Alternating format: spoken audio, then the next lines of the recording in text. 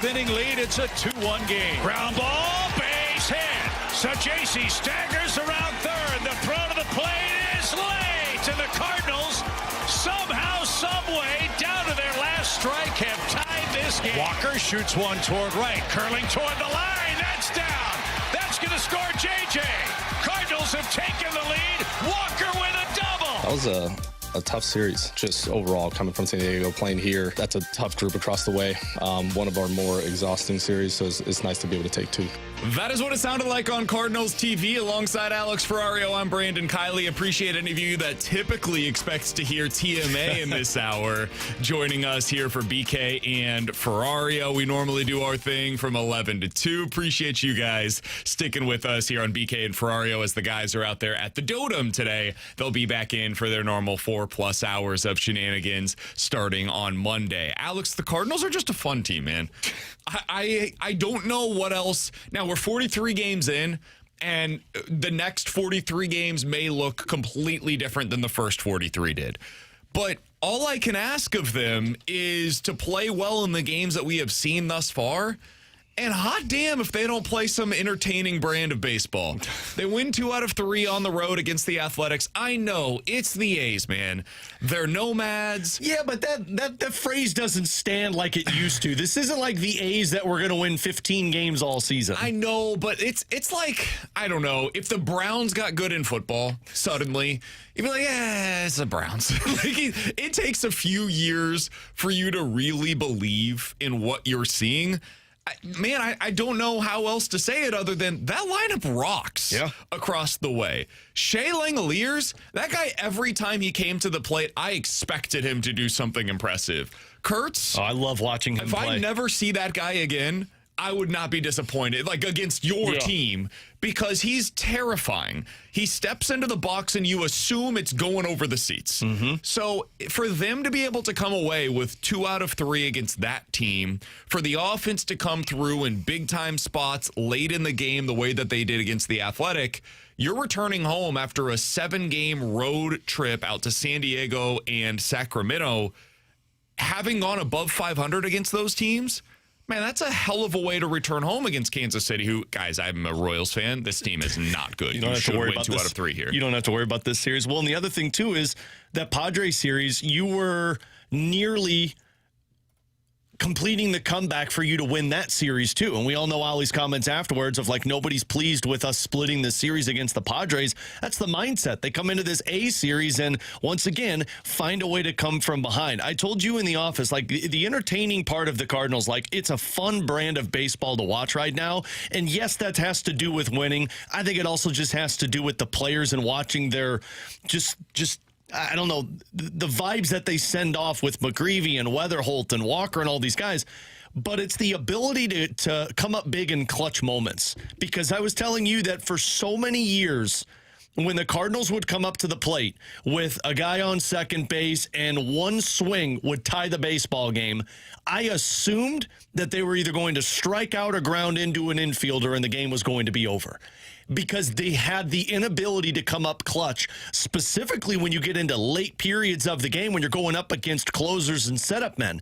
That type of stuff the Cardinals seem to be intimidated with. They'd have individual guys, whether it would be your big hitters like Arenado and Goldschmidt, the younger guys like a Tyler O'Neill, they couldn't come through. Now, it feels like they've got 4 or 5 guys that will come up to the plate and make the swing and have the clutch moment for the team. Whether it's Weatherholt or Walker or Herrera, I can't believe I'm saying this, but Joel Pozo has that in him. They've got guys, and McGreevy said this to Derek Gould in his article after the game, it doesn't matter if Mariano Rivera's on the mound. These guys aren't intimidated, and that's what it really feels like with the Cardinals when you get late into games. This season in clutch situations, which Fangraphs defines as high leverage spots, right? So big time moments, especially late, close, those kinds of things. The Cardinals on the year as a team have an OPS of 780 in those spots. In other words, they are basically what Alec Burleson has been for his career in high leverage spots. They're getting on base 35% of the time. They're slugging 43 or a 430 rate, and they're only striking out 18% of the time, which is a great rate. Like, that's what their pitchers induce, to put this in context. And the Cardinals are not exactly a swing and miss, strikeout stuff kind of a staff. if that's what your lineup is doing in those moments, and typically that's going up against the best pitchers for the opposition, is in those high leverage spots. That's when you get those 8th, 9th inning arms that are coming in to close out the game. For you to be able to do that and to mount comebacks the way that they have had, the 12 comebacks I believe it is already so far this season. They go up against Mason Miller over the weekend against the Padres, and no, they don't complete the comeback, but they push him right up to the brink to the point where I kind of believed they were going to find a way to win that game as well. That's the kind of thing that, yes, they've had that in spurts in the past. I don't want to act as though the Cardinals never did any of this stuff. They have. It's not a complete loss when it comes to that trade. But it's been more frequent this year to the point where I just believe they're going to win these games. They're going to do something. Mason Wynn is going to find a way to get on, force an error, and then somehow end up on third. And then Joel Pozo is going to come up and hit a big time, hit in a big time spot. And then JJ Weatherholt, for I think the 100th time this year, is going to find a way to get hit by a pitch. Herrera comes through. All of this stuff, they're just clutch, man. And they do these things against whoever the opponent is. Well, and just, you said 780 OPS is what they have in clutch situations? Correct. There were 3 starters last season on the Cardinals team that had above a 780 OPS. And that was right around where Burley was, right? Yeah, Burley was 801, Herrera was 837, my God, and then Contreras was 791. So, and to me, that clutch factor is one of those things that you don't develop over time. When you go into a rebuild, you don't just assume 3 years in all of these guys are going to get the clutch factor. Most of the time, if you have it, you showcase it right away. And I know Jordan Walker doesn't fall into that category, but Jordan Walker seems to have blossomed into something else this season. So he is developing it or showcasing it. JJ Weatherholt has that from start to finish. And that's a trait that if you have now, the more you add more building blocks around the Cardinals. Let's say they go out and say, we're ready to push. Let's find the third baseman for us, the middle of the order bat. Or Joshua Baez or Reynel Rodriguez turns into something that they need right away. That adds more confidence to a plate of a group of guys that already has it. So that, to me, the clutch ability now is what you really want to find when you start off this rebuild. And it's one of those building blocks you go off of and you start to build even faster. The other thing that this team is doing that impresses the hell out of me is they're winning against the quality opponents on their schedule. And this has always been one of those things that you look at them and you're like, yeah, they're winning right now, but primarily it's against the bad teams. And listen, you can get to the playoffs by doing that. Most of the teams that you will play on your schedule are at or below 500. So if you do really well against those teams, like the Royals last year, just to use them as the example, they're coming to town right now. Last year, they basically made the playoffs on the back of the fact that the White Sox were horrific. They were 20-4 or something crazy like that against the White Sox, and then they were around 500 or below against every other opponent that they played. So you can win that way, and you can get to the playoffs that way, but it won't inspire a whole lot of confidence that you can do anything more once you get there. So I'm going to give you the winning percentage for the Cardinals over the last, I believe it's 7 years, against teams at or above 500, and then I'll read you off this year's winning percentage in those spots. Okay. Over the last 7 years, here's your winning percentage against opponents that are at or above 500. 446, 478, 446, 475, 470, 500, 500, and then in 2018, you went with a winning percentage of 538. You were 50-43 against your opponents on your schedule that were above 500. This season, you're 15-7 against them. Yep. You have the second best record in Major League Baseball against opponents this season that are at or above 500. That's impressive, man. And last night, yesterday, what you saw against the Athletic, that's one of those teams that is at or above 500. What you saw against San Diego, Milwaukee, LA, Pittsburgh, these are all teams that fit into that criteria. And they've done pretty damn well against each and every one of them. And Alex, I know one of the disclaimers that people will throw out there right now is, yeah, but you didn't see their top arms. I don't care. You're seeing their high leverage arms in their bullpen, and it doesn't seem to matter who's out there. You're putting together quality at-bats, and the top 4 in this lineup in particular, those are guys that I just trust. I don't care who the opposing pitcher is. I don't care handedness. It does not matter. I just believe they're going to come through in whatever the situation is that presents to them. And you've already gone up against some really good pitchers this season. I mean, you went up against that Pirates series. Now, I know Paul Skeens always seems to struggle against the Cardinals, but that series was some really good pitching that you were going to see. The Mariners, I know you didn't win a game in that series, but all series long, it felt like you were tight with them and you were able to pick up runs. You did so against the Tigers to where you kept it close in those games. I don't know if I'd worry too much right now about, well, you're not seeing their best pitchers. You're seeing the biggest moments come up to play, and other teams' bullpens are concerned of how they're going to get through the Cardinals. And that right there is a trait that you really want to have. I mean, you just go through and look at the series that they have won this season, and that's the part that I don't know if it surprises you, but it definitely puts you in a position to where you believe a little bit more that they have a shot to be a playoff team like Tampa. I know when they played Tampa, we talked about how bad they looked. They looked so bad. They were awful, but that's the best team right now in the American League. Like when you went up against the Cleveland Guardians, Cleveland always seems to be that's at the top of that division. You kept it tight with the Mariners. You beat up on the Pirates, who were right there with you in the NL Central. You beat the Dodgers. You were one swing away from beating the Padres. All of these teams, if you would have said at the beginning of the season, these are the teams you're going to beat before the end of May, you would have been like, no freaking way. It's a really good point. I mean, you've gone up against the current division leader in the West, beat them. You went up against the second team in the West that's a half game back of the Dodgers and the Padres. Took 2 out of 4, easily could have been 3 out of 4, had a chance at a sweep there. Yeah. You went up against the Brewers, beat them head-to-head, 1 out of 2. You only played them twice, but it is what it is. And they're right now tied with you in the NL Central. You've gone up head-to-head now against the Athletics, who are leading their division, tied or right ahead of the Seattle Mariners. You took 2 out of 3 against the Athletics. Mariners was one of those tough series where we talked about this right afterwards. You went up against them 3 times, and in any of the 3 games you could have won. Yeah. You did not win any of them. And if this team was below 500, I think we would be looking at, most Cardinals fans at least, would be looking at the series quite differently. But because you're above 500 right now, you're 25-18, I think it's fair to say, with a level head, you felt good about the way you played in that series against the Seattle Mariners. You mentioned the Guardians. The Rays are number 1 in their division. You played better than them head-to-head in that series. You've gone up against the top teams in the Major League Baseball right now. The only team that you really haven't seen is Atlanta. And the Cubs. We don't know. Yeah, and the Cubs. That's a good point.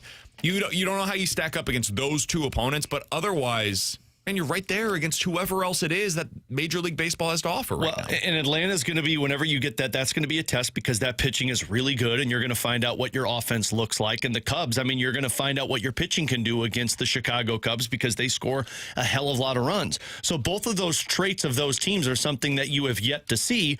But I also can say you scored runs against the Dodgers, who have not given up a whole lot. And you also held that team to a very few amount of runs in that series, who have scored just as many runs as the Cubs or the Atlanta Braves this season. So, like, the traits that you're going to want to see against the Cubs and the Braves, you've seen them do in spurts against other teams. Mm-hmm. It's just the name recognition of the Cubs and the Braves. And I think after you see those series, which you're going to get the Cubs at the end of this month. I was about to say, you're about to get a heavy dose of Central Division opponents. It starts with the AL with the Royals, and then it goes Pittsburgh, Cincy, Milwaukee, Chicago. This is the stretch. This is the stretch where I think if there's people that are still doubting or waiting for that shoe to drop, I think by the end of May, you're going to either be on board or you're going to be in denial of the Cardinals, because that seems to be the trend right now where this team is at. He's Alex Ferrario, and I'm Brandon Kiley. It's BK and Ferrario here on 101 ESPN. If you don't typically listen to BK and Ferrario, we are on from 11 to 2 here on 101 ESPN. Appreciate you tuning in today in the 10 o'clock hour as we are in for Tim and the guys. They're out at the Dotem today.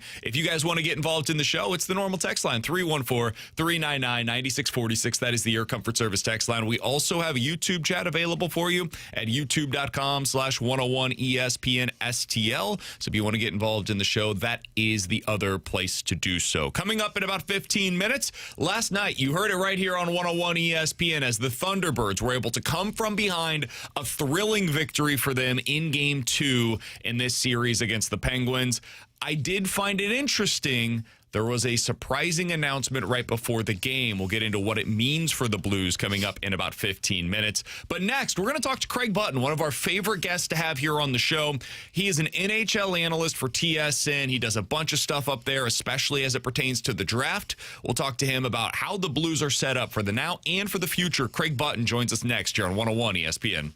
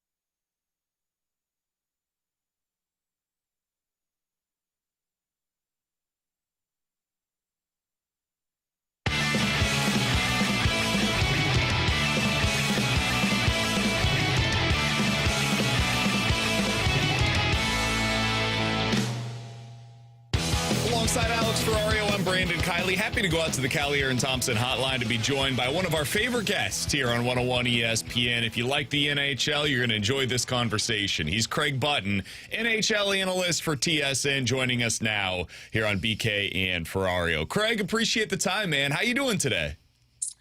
I'm doing really well, and you should be happy that you shouldn't be happy. I should be happy. I'm not joining anybody in Edmonton to talk about their team, because that is a soap opera, to say the least. We figure anytime you can join St. Louis, it's not as bad as these Canadian markets right now, whether it's Edmonton or Toronto right now, Craig. They've got it a lot worse than we do in St. Louis.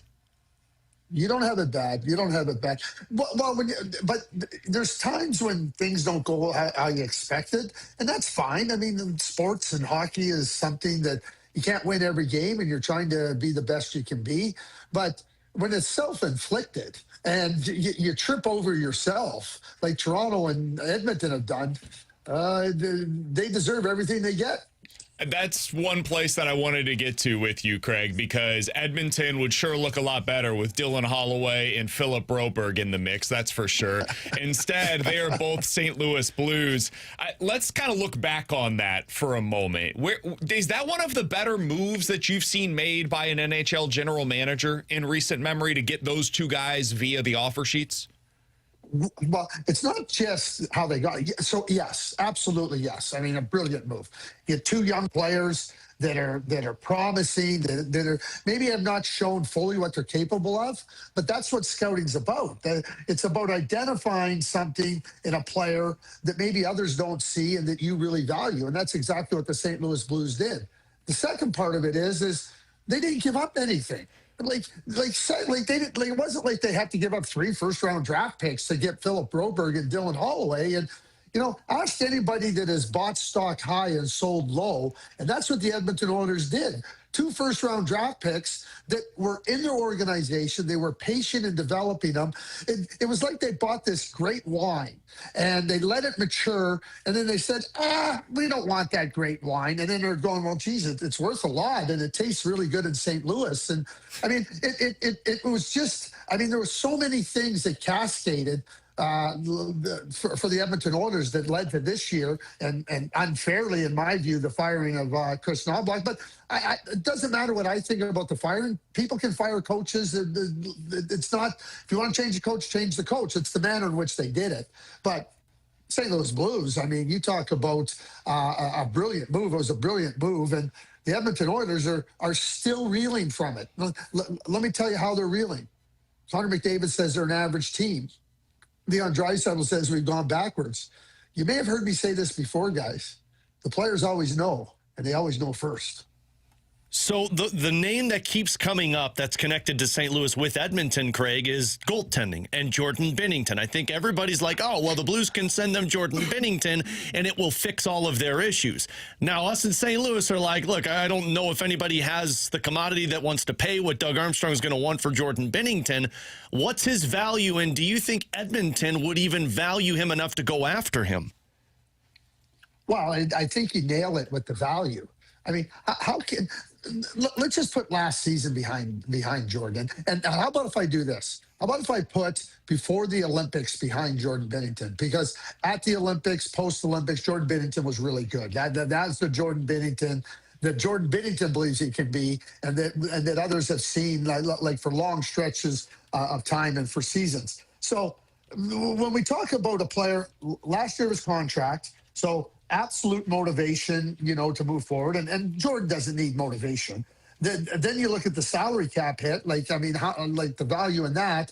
And then you say, how many other teams would want a Jordan Binnington?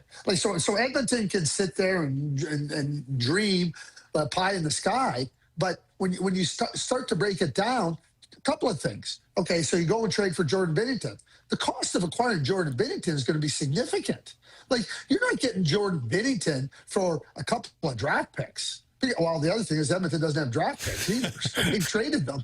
They had first-round draft picks in Holloway and Broberg, and then they let those guys go. So then they went and traded first-round picks to get lesser players. It's a disaster what's happened there since they lost Game 7 in Florida. Let me tell you, it's a disaster. I don't have enough time to go through the cascading disaster that have been the Edmonton Oilers. So, yeah, the Edmonton Oilers can pay I don't know what that price is. I don't think they have enough to acquire Jordan Binnington. I think other teams would blow the Edmonton Oilers out of the water unless they want to trade Leon Draisaitl. We'd be all for that. Yeah, we'd be in favor of that. We wouldn't say no to that one.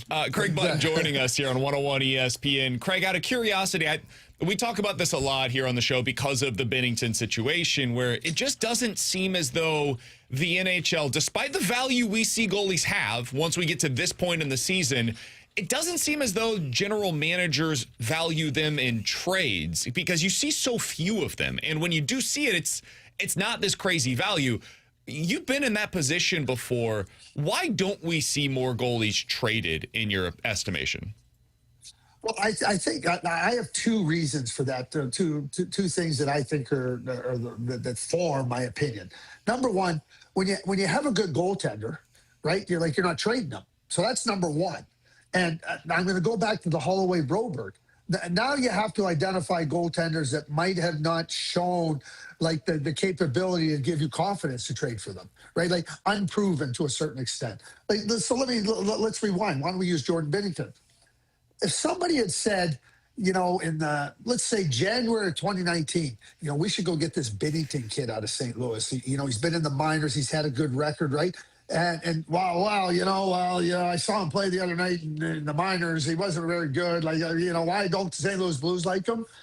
That's what happens, and the goaltending position, because there's such a spotlight on it. I think that I don't think it's right. I think your job is to identify players that haven't fully bloomed or haven't blossomed and are still in the stages of development. That's how you get real value. That's how you get a Broberg and a Holloway. That's what you get. So it's for those two reasons that I see to your question, a lack of goaltender movement in the league. Like Allmark gets traded to Ottawa in a very different type scenario because they have a Swayman and the dollars starting to work against them. That's different. For the most part, I think that what I just outlined applies. So another player that has been in the rumor mill for, God, it feels like 2 or 3 years, Craig, and I feel like we talk with you about him all the time, is Jordan Kyrou. This was a down year for Kyrou, and the team struggled. He struggled mightily, and as you would imagine, fans immediately go to Jordan Kyrou, let's move him out. What's the value of a Kyrou in the market right now, and do you think it benefits the Blues to look to move him now when his stock is so low? So the answer to the second question is probably no. You don't want to sell low. But at the same time, you start to look at your roster. You start to understand, okay, what do we have in the system? What do we have that's ready to break through? There's got to, Dalibor Dvorsky has absolutely established himself as an NHL player. And I'm just using him as an example. But, Jordan Kyrou's a good player. Like the players that become available are usually players that are moved because of salary, pending free agency, or they're not playing well. And so you always got to guard against it. Listen, Doug Armstrong, and he's mentoring, guiding, advising, overseeing the operations, and Alex Steen will benefit from that. But Doug isn't rash. Doug isn't somebody that's just going to go and say, okay, we have to trade Jordan Kyrou. He knows what's out there. He knows what the value. So for me, I look at a Jordan Kyrou, I think there should be significant value out there. He's a young player on a good contract that has proven what a good player he is. And I would be all over Jordan Kyrou. And you try to figure out, and I'll tell you right where I would go. The first place I'd go is, if I was in Winnipeg, I'd be phoning Doug Armstrong and Alex Steen. What's it going to take for me to get Jordan Kyrou? They're lacking enough skill in their lineup. They put too much of a burden on their top guys. And Jordan Kyrou would be the absolute great fit. Now, you could ask me, do you think the 8th pick is enough for Jordan Kyrou? That's St. Louis to answer. If I'm the Winnipeg Jets, I'm trading the 8th pick for Jordan Kyrou all day long. Out of curiosity, as a follow-up to that, Craig, because this is something we've been kicking around here on the show. If the San Jose Sharks called and said, hey, we're interested in Kyrou and we're interested in Colton Parayko, do you think those two players, Kyrou plus Parayko, would be enough to land you the number 2 overall draft pick if you're the Blues? It should. To me, I think you better get a lot more for those two guys than just the 2nd overall pick. You're getting one player.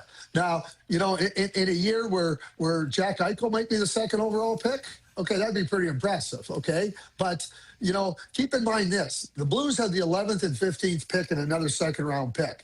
Just go look at their draft record. You just mentioned Kyrou and you mentioned Parayko. I haven't mentioned Thomas late in the first round, Jimmy Snuggerud, Dalibor Dvorsky. Like, this scouting staff in St. Louis is excellent. They identify players that turn out to be real strong NHL players. And so you need a lot more for Jordan Kyrou and Golden Parayko than the second overall pick, because like the second overall pick, it might be, there might be some allure to it.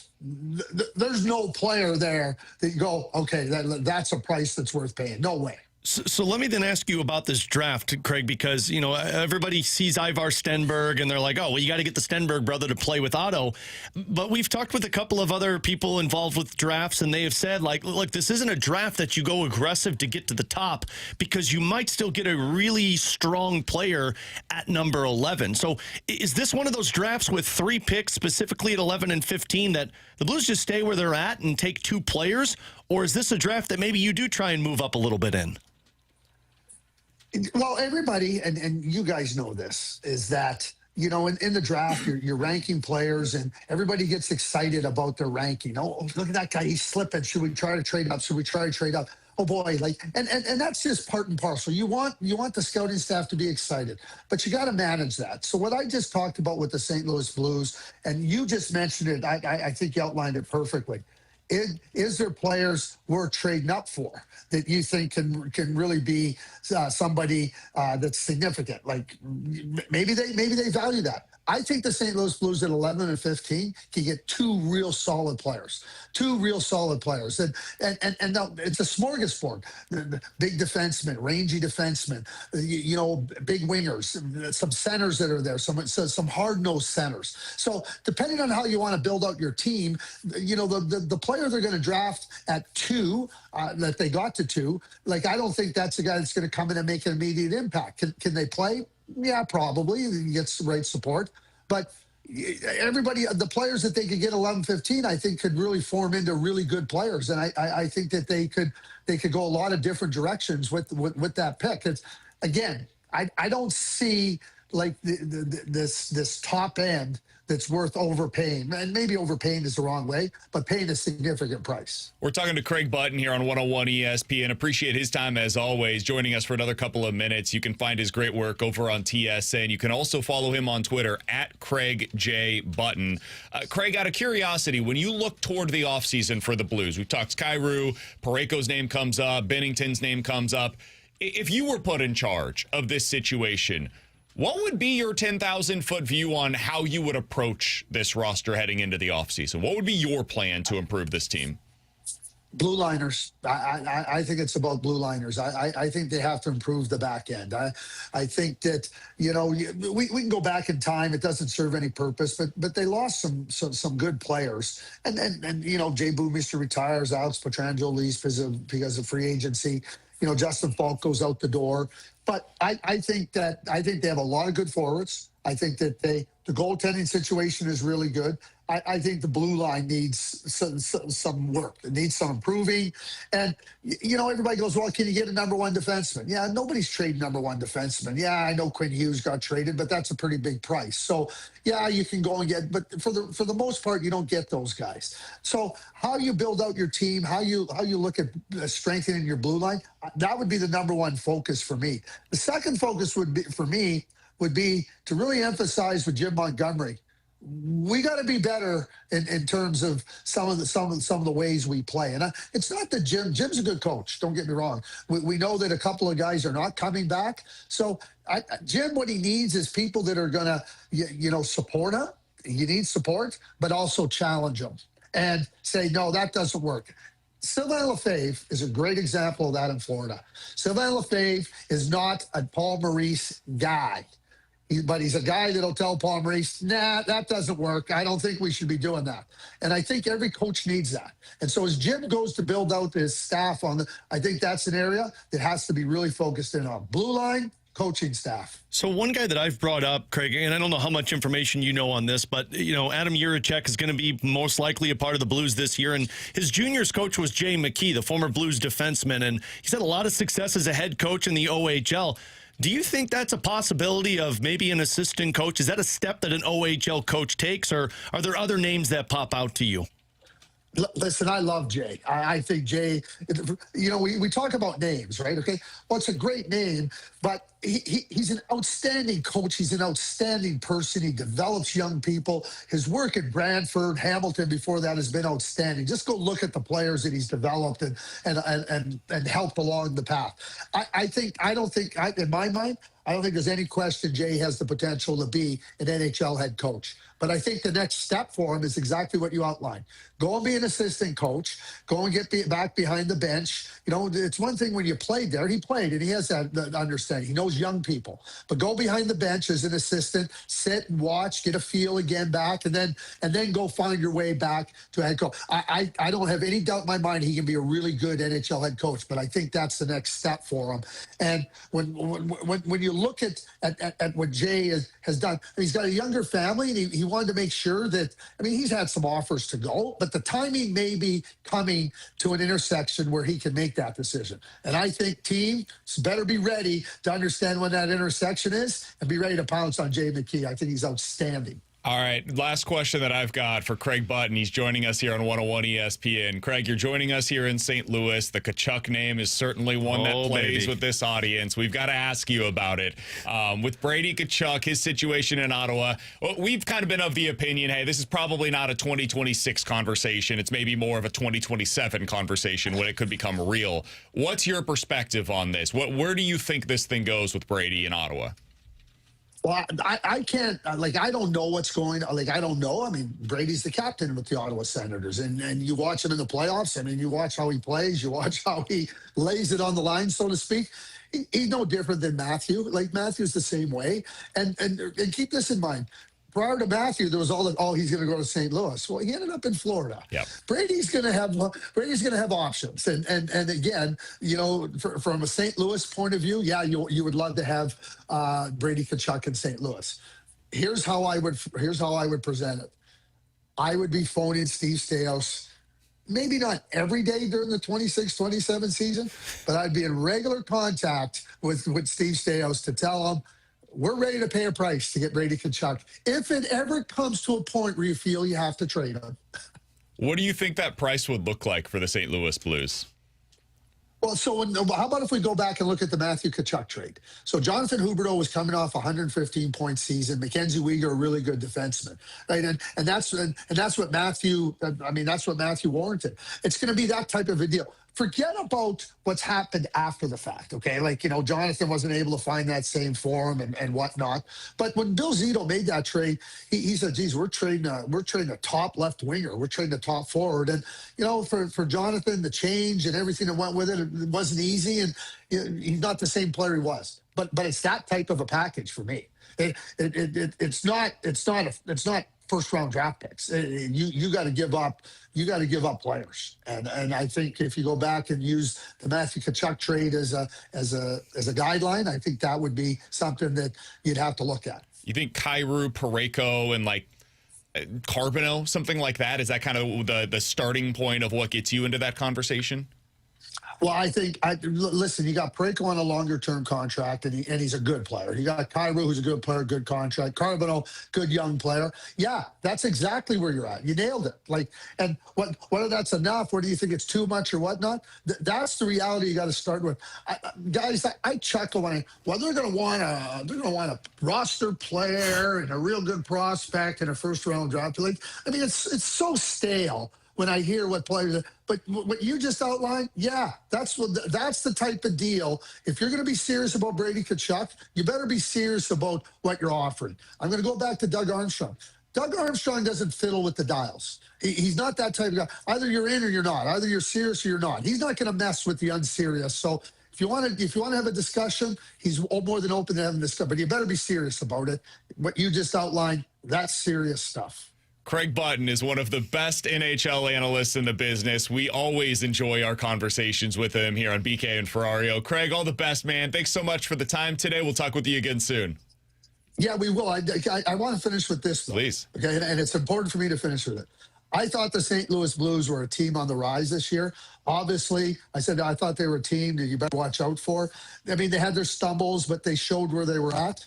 The St. Louis Blues team is a good team, and I think you're going to see them back in the playoffs next year and showing that they can be a real hard out. I love it. I love it, Craig. I was feeling the same way, so it's just nice to have some backup on this one. Craig, really, I'm the ultimate optimist when it comes to this Blues team, so but Yeah. I love getting to hear it. Craig, thanks so much for the time, man. We always appreciate it.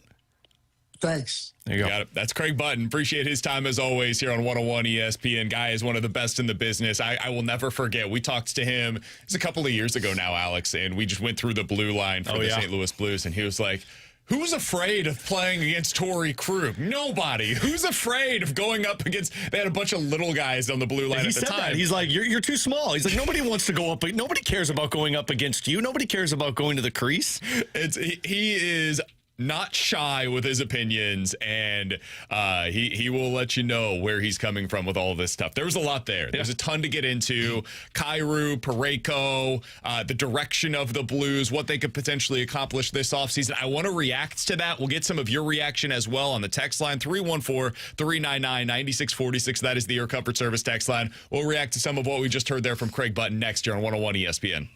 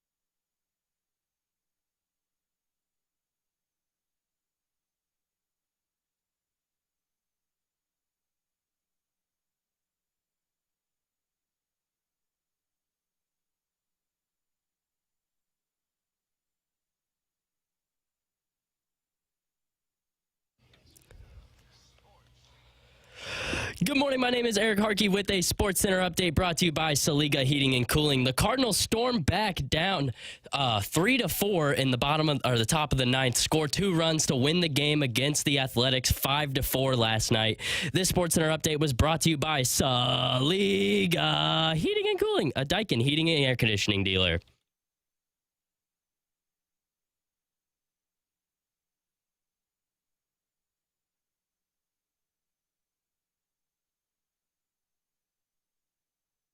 Alongside Alex Ferrario, I'm Brandon Kiley. It's BK and Ferrario here on 101 ESPN. Eric on the ones and twos for us today. He's going to be hanging out until 2 o'clock. T-Bone back in with us on Monday. T-Bone is apparently back in St. Louis today. What a slacker, am I right? He comes back from Memphis and he just chills in his apartment. You know he's dying to bring his Cardinals I texted him takes. yesterday. I was like, hey, man, how's Memphis treating you? Because at first, I don't know that he was having a great time. The text he sent to us, I'm like, oh, this guy's not enjoying life. We'll talk to him about it on Monday when we get to the junk drawer. But he texted us. He's like, this is just a sadder version of St. Louis. Like, well, what did you think Memphis was going to be? He's really not wrong. No, he's not. I think he thought it was Nashville. I think he thought it was Broadway on Nashville. I tried to explain to him, that ain't the vibe of Memphis, Tennessee. That is the opposite of what you're going to be getting there. I don't know that he was prepared for exactly what Memphis is. I would go out on a limb and say he'll say Nashville is better because I saw that man's face light up when we went on Broadway after the draft. He's a Nashville guy. Not in the least bit surprising to me that he would be a Nashville guy, but I thought he was going to be there for the entire weekend. He's going to spend like 4 days, which is a lot of time to spend in Memphis, to be fair. I think he spent 48 hours in Memphis and was back maybe here even in St. Louis by last night. So T-Bone will be back in with us on Monday. All right, we just had a really good conversation, in my opinion at least, with Craig Button, NHL analyst for TSN. If you missed any of it, check it out on the podcast page after the show today, 101ESPN.com and the free 101 ESPN app. Those podcasts are sponsored by Shea Fedora Company. So, Alex, there was a lot to get into there, and we'll have some of those videos posted on social media later on. I know Ryder's very excited about that. We're going to find a way to put that up over the weekend. He talked a little bit about Kyrou, the value of goaltending. We talked about the draft, whether or not the Blues should be trading up, what you could get for Kyrou and Parayko. So there's a million different directions that we could go in here. I'm going to give you dealer's choice.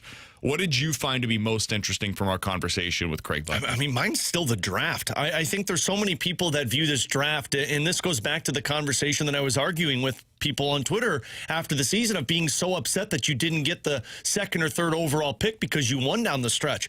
Man, this draft is not the draft that you want to get aggressive and trade up for. Like, as much as people want to see Ivar Stenberg, Craig saying that you're not going to get a better player in this draft at 2 or 3 than what a Jordan Kyrou and a Colton Parayko represent right now. So that takes away any appetite to trade up. And he's right. In terms of how well this team drafts, picks at 11 and 15 could result in 2 guys that are key pieces of this team moving forward. I think my appetite is still to see if you can move up a bit in the draft to make sure you get yourself one of those centermen, or trade those picks away to go get yourself an NHL player right now, because obviously there's a pretty high commodity on these draft picks. But hearing Craig talk, who is one of the experts when it comes to these prospects throughout the season in juniors and overseas, this is not the draft you want to get super aggressive to go get the second or third overall pick. This might just be the draft where you say, cool, we'll either see if we can help our NHL team now or just draft some guys that'll be a part of this team in a couple of years. So Corey Pronman, who does the prospect rankings for The Athletic, he put out his updated prospect ranking list yesterday at The Athletic. And it was certainly not the consensus rankings that you've expected to see, where typically it's Gavin McKenna from Penn State, Ivar Stenberg, Otto's brother, as the top 2 guys in one order or another. And then there's another tier after them of like 5 to 10 different guys that could go somewhere in that range of 3 to 10 to 15, somewhere in that range.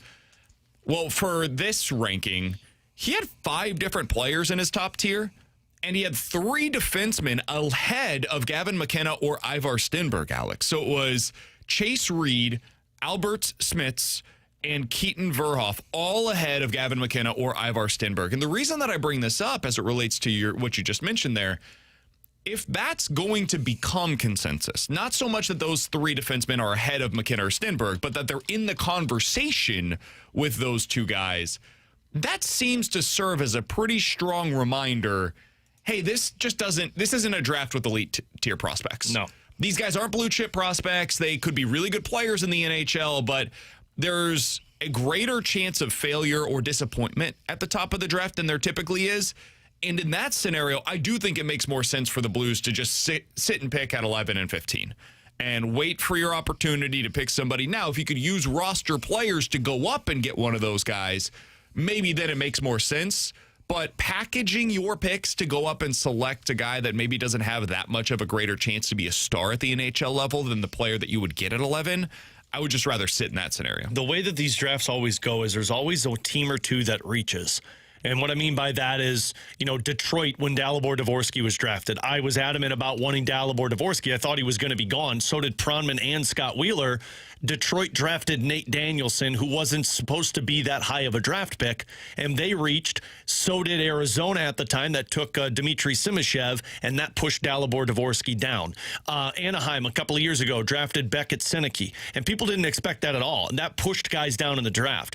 That's going to happen in this one because there's so many defensemen, and it is so tight in terms of how teams view these players. Like, I think McKenna's going first. And then from there, you're going to see teams really kind of sporadically all over the board. So if you've got a favorite player, and we've talked about how this is like 13 or 14 players deep that has that ceiling of being great, you're going to get a guy at 11. The real question that I always throw out there is how much do other teams value these picks, and can you get an NHL player to help you now? Like, again, I'm going to go back to Shane Pinto to help your center position. Ottawa doesn't have a draft pick until 32 because they had to forfeit it. How much do they value being in this draft, and can you get an NHL roster player for it? Because I think the point, and as Craig Button laid out at the end of it, he thinks this team is good. Yeah, you can stockpile with more players, but can you aggressively make your team better for the now and the future with those picks rather than just make your team better for the future? He also talked about Jordan Kyrou and the value that he would have potentially on the market. Now, not everybody's going to agree with Craig Button's opinion on this. Right. Not every NHL analyst agrees with Craig Button's opinion. He said, though, that Kyrou still has a lot of value. Good player, young, under team control, reasonable contract. That, generally speaking, is valued across the NHL. We asked, who did we ask the other day about Kyrou plus Parayko for number 2? Jeff Merrick. And he said, no. Yeah, that's not enough. Yeah. It's not enough for San Jose. They wouldn't even consider that. And then Craig Button comes on and says, that's a lot to give up for the number 2 overall pick. That's kind of my perspective on it. So it's two analysts. I love both of them. I think both of them are very plugged in across the NHL with 2 very different perspectives on that package for a top 2 overall selection. I say all that to ask you this, Alex.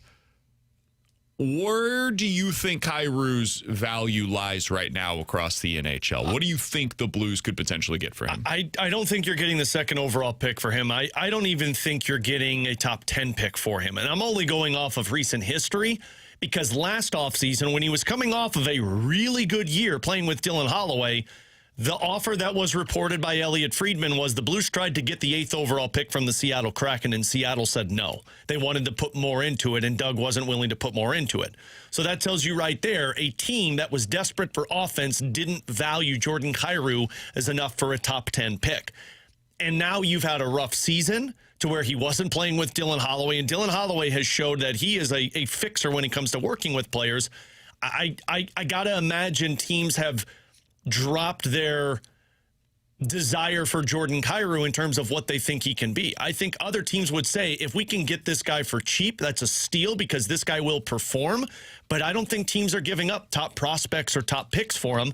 I mean, just look at the trade deadline. The report was that the Islanders were asked for their top prospect, Keishon Aitchison, who was a 15th overall pick in last year's draft. And the Islanders said, no, that's too much to give, and they verted to Braden Shen. They tried to move him for Noah Dobson, and that wasn't enough because Dobson wasn't willing to sign a contract. I'm giving all these examples to say I think his stock has dropped, so you're either going to have to put a sweetener with it, or you're going to have to be okay with probably getting a middle 6 forward for him. So there's this tweet that just came out, and it's from the Ottawa Senators beat writer, Bruce Garrio. God, this guy's everywhere. He says, we're told one of Staios' priorities this offseason is to find a big defenseman who can play big-time minutes. Colton Parayko. Sure sounds like Colton Parayko. Yep. Now, I don't know if Colton Parayko would be interested in going to play Ottawa. Yeah. Play in Ottawa, rather. That is a huge part of the conversation. Honestly, it's really the only thing that matters. Yeah. However, just to go down this theoretical path with you, if Ottawa called you and said, hey, we're interested in Colton Parayko. We're not trading Brady Tkachuk this offseason, though. We're not even interested in having those conversations. But we will talk to you about our 25-year-old centerman by the name of Shane Pinto, who's under contract for the next 4 seasons at $7.5 million per year. He does not have any no-trade protection. It's basically cash neutral for that trade. They would have money in, money out. So there's no cap implications really of significance here. Is that something that as a Blues fan you would be excited about? Excited is a rough word because I don't want to get excited about trading away Colton Parayko because I think you need a Colton Parayko to win. I think that's a trade that I would do, though, if it's just straight up Colton Parayko for Shane Pinto, because Pinto fits into the age frame of what we're talking about. He's 25 years old. He's under contract for the next 5 years, so he's a part of your future, and he is a clear-cut number 2 center. His play dipped off down the stretch last year, but he started off with, I think, like 10 goals in the first 25 games. He was red hot for the Ottawa Senators, and then his play dipped off down the stretch. Would it be concerning? Absolutely, but you almost acquired Radim Murtka in a first-round pick for Colton Parayko. To me, this is a better acquisition because he's a centerman that's established, and he's a guy that I think you can still grow with. So, yeah, I wouldn't be excited about it because your defense definitely takes a step backwards, in my opinion. But I think it's a trade that you would have to do if you're the Blues because he is such a commodity that helps you for the future. 26 years old, legit second-line center. I could have him with Kyrou and Neighbors heading into next year. That's my top 6. It's formed. I'm ready to go. Yeah, I would do that. Yeah. I think it's too good of a Dalibor Dvorsky's your third-line center. And if you think he's a second-line center, man, that's an over-qualified centerman in your third-line spot that could be playing with Otto Stenberg and Justin Carbonneau or Otto Stenberg and Jonathan Berggren. Like, that's the few. And you're still keeping 11, 15, and 31 in all of this. Exactly. That's the part that I would say absolutely, because now I'm getting a defenseman possibly that could replace Colton Parayko in that draft, and a forward that could replace or be another addition to the team. Now, maybe one of those is going to get a defenseman, or 2 of them are going to get an NHL caliber defenseman. Maybe you're going to trade picks for a player that can help you on the blue line. That's still potentially in play, but in this scenario, my forward group is basically set for the foreseeable future, and now I just have to figure out, as we just heard from Craig Button, what in the world are you doing on the blue line for future seasons? That's a real question. But, hey, man, your top 4 at that point on the right side would basically just be Jiricek in one spot, and then you'd probably go with Mayu in the other. Yeah, it's Jiricek, Mayu, Broberg, Lindstein, which is very young, but you'd have Fowler who can eat some of that minutes as well. And I brought this up last week. You go sign Jamie Alexiak. You go sign a veteran defenseman who's 33 years old, who eats a ton of minutes as well, that you could just slot into a third pair that could eat a little bit more minutes for you. I mean, you're replacing a guy that is a veteran presence for a guy that's also a veteran presence who may not be as high of a ceiling as what Colton Parayko is, but you have to give to get, and I think it's a smart thing to do. In the future of your defenseman is just development with Mayu and Jiricek, and that's where the assistant coach really comes into play. You got to get a guy that can be the right mind for those players. He's Alex Ferrario. I'm Brandon Kiley. It's BK and Ferrario here on 101 ESPN. Appreciate you guys tuning in. I know many of you probably listen to TMA at this time most days. They are out today at the Dotem. They'll be back in on Monday for their regularly scheduled 7 to 11 a.m. We are in with Eric today. T-Bone out. We'll be with you until 2 o'clock. Coming up next, we open our actual show by talking Mizzou basketball. They have officially decided to schedule Slu. It's something that has been years in the making. A lot of talk about this. It's finally happening. How do we feel about it? We'll talk about it next year on 101 ESPN.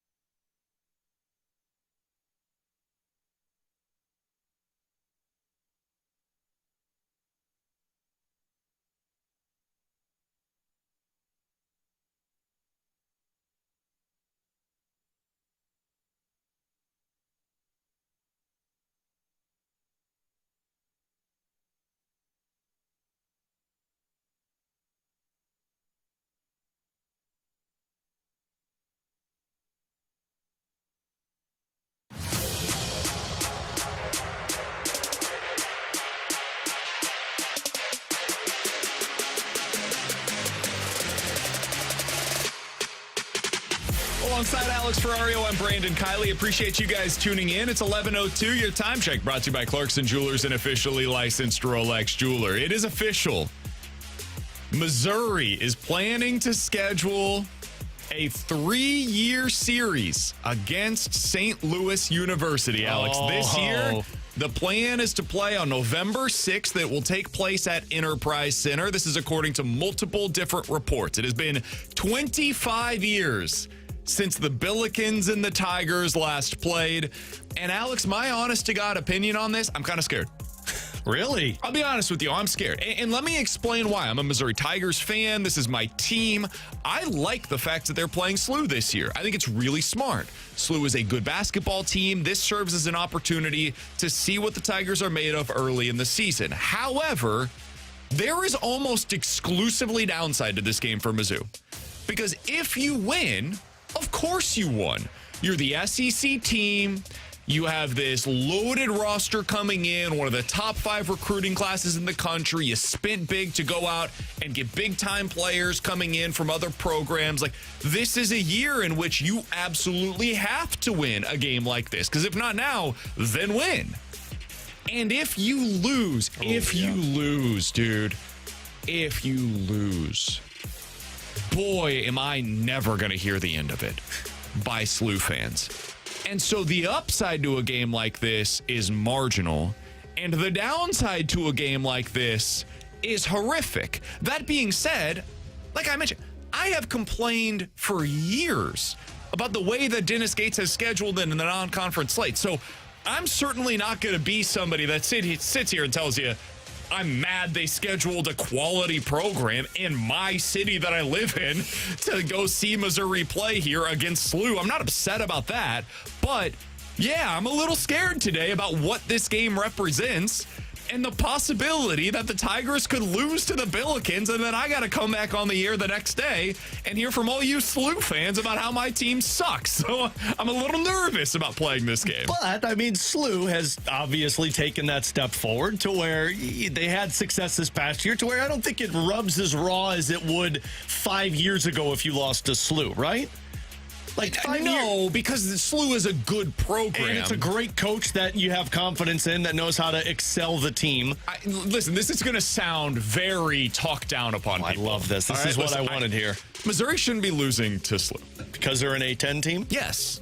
They shouldn't. Like, Mizzou should, this season in particular, not historically speaking, there are years that Slu is a better basketball program or a better basketball team, rather, than Mizzou. Last season was one of those. Slu was better than Mizzou last year. Flat out. They were a better team than Missouri. And so I will give Slu their roses when they are deserving of it. That being said, my personal perspective on the upcoming season, this is a bit of a reload for Slu, in my opinion. Mm-hmm. Meanwhile, it is a full throttle year for Mizzou as an SEC team spending what they, I would imagine, are on this roster, when Dennis Gates is basically saying with his scheduling and his actions, and you know how I feel, listen to their actions, not their words. He's telling you with his actions, I believe in this team. I think we have a ceiling with this team. If you can't beat them this year, then when can I expect you to beat Slu? So, yeah, I think Missouri should win this game. Yeah.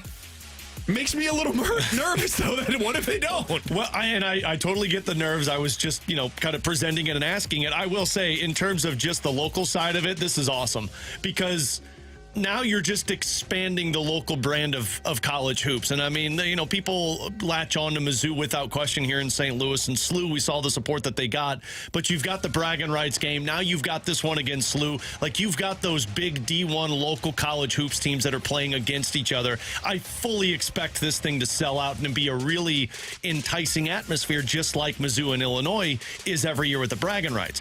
Now, I will say this of what you said of the coaches deciding, like, now is the time to change the schedule. I asked you in the office, is this the final year for Dennis Gates? Is this the year of, hey, all of the pressure is on you? Because you've got the roster, you've got the players that you've spent buku money on to bring them in, you've put together the schedule now to where there's no cupcakes early on. Like, you're giving yourself real competition in terms of some of these matchups. Dennis Gates is doing this to expand the brand of the Tigers right now, but in all honesty, he's putting himself in the spotlight, which, could be career suicide if it doesn't go well for you. Yeah, he's he's got pressure this year. I mean, you've got the roster. He did a really good job both in the high school recruiting ranks and also in the transfer portal. He got the necessary talent for me to go into the season, and some of the advanced metric sites have already shown this. They're like a top 25-ish roster in college basketball heading into the season based upon the talent that they have assembled. That means you should be a top 4 or 5 seed in the NCAA tournament. I think most of Dennis Gates' teams so far, when you enter the season, they've basically played to their talent level. They should be on the bubble, 7 to 10 seed kind of a range, and that's generally speaking where they've been once they get to the NCAA tournament. This year is quite different, and I think that's why he's scheduling different, because he's scheduled in the past to reach that floor. If I schedule quality opponents in the non-conference slate, it boosts what we have to do in the conference slate to get into the tournament. With the way that they scheduled last year, though, where you've got Howard and SEMO and VMI and Prairie View A&M and South Dakota and South Carolina, no, not the Gamecocks, South Carolina State, and Cleveland State, and Alabama, no, not the Crimson Tide, Alabama State, and Bethune-Cookman. Yeah, you better win all of those games. I can only imagine the losses there. If you don't, then something horrible has taken place. And by the way, they damn near did lose to SEMO last year. But when you have those games on your schedule, you've basically guaranteed 10 wins. And so you go into conference play knowing we're going to go into conference play at worst 10-3. And if you do, you go 500, you make it to the NCAA tournament. This ain't going to be that. You're not going to have a guaranteed 10 wins in the non-conference slate, but you do give yourself the opportunity to get quality wins on your resume before you even get to early January, where you start playing other SEC opponents. So I like it. It's my preferred method. I've talked about this with Illinois. Yeah. I like the way that Brad Underwood schedules in the non-conference slate. It does put more pressure on the coach. It puts more pressure on the team. Like last year, November 9th, on my birthday, Missouri played against VMI. At that point, they had played Howard, SEMO, and VMI. This year, right around that same time in the season, they will have played Slu, which at worst this season, even if you're somebody that's super negative about the roster they have, that's a top 100 program. Last year, those were bottom 100 programs that you were going up against. So it's a very different start to the season. The most exciting part of the start to the year from Mizzou this past year was when they played against Kansas, when you got to see that matchup. And that's because you're going up against a really big opponent, and it kind of sets the tone for what you expect for the Tigers that year. So I love that they're doing this, and I totally get the concern and the stress with it. But because of the hype with this roster of what it can be and the excitement surrounding it, man, I want more of these matchups early on, because before you get into SEC play, you know what your team is. You're battle tested. And regardless if you're worried about Slu beating you or not, it's still going to be a good program that's really well coached by their head coach. So at that point, you're going to have a really good taste of what Dennis Gates and the Tigers are by the time you get into SEC play, and honestly might save you a lot of hurt, considering you are super hyped about the team and then, you know, they lay an egg early on. Yeah, it's going to be a fun game. It's going to be a fun non-conference slate. You now have games against Kansas, Illinois, and Slu. Yeah. It's also been announced that they will play in Chicago against Marquette. Now, two thoughts on this. One, I like that. I'm glad. It's about time. It's been a long time coming for Dennis Gates. This is the way that he should be scheduling, in my opinion. So I'm glad he's doing this. There is some downside to it, as we just talked about. Two, I wish these games were on campus. Yeah, I wish that Missouri, instead of playing against Kansas and Kansas City, just did home and homes. Play it in Columbia, play it in Lawrence. Those are better games, better atmospheres, in my personal opinion. Now, the Illinois bragging rights game, that has become something special in St. Louis, where it is an annual tradition for a lot of fans. They go there, and it's a legit, like, most of the time it's closer to like 60-40 in terms of the crowd, but it is truly a neutral site where both fans really get into it in a way that you don't really see in most of these games. I will be very curious to see how this game goes for Slu versus Mizzou. I think there's going to be some real anticipation. I mean, Slu fans were into that team a year ago, and I think they're bought into Josh Schertz and what he's building at Slu.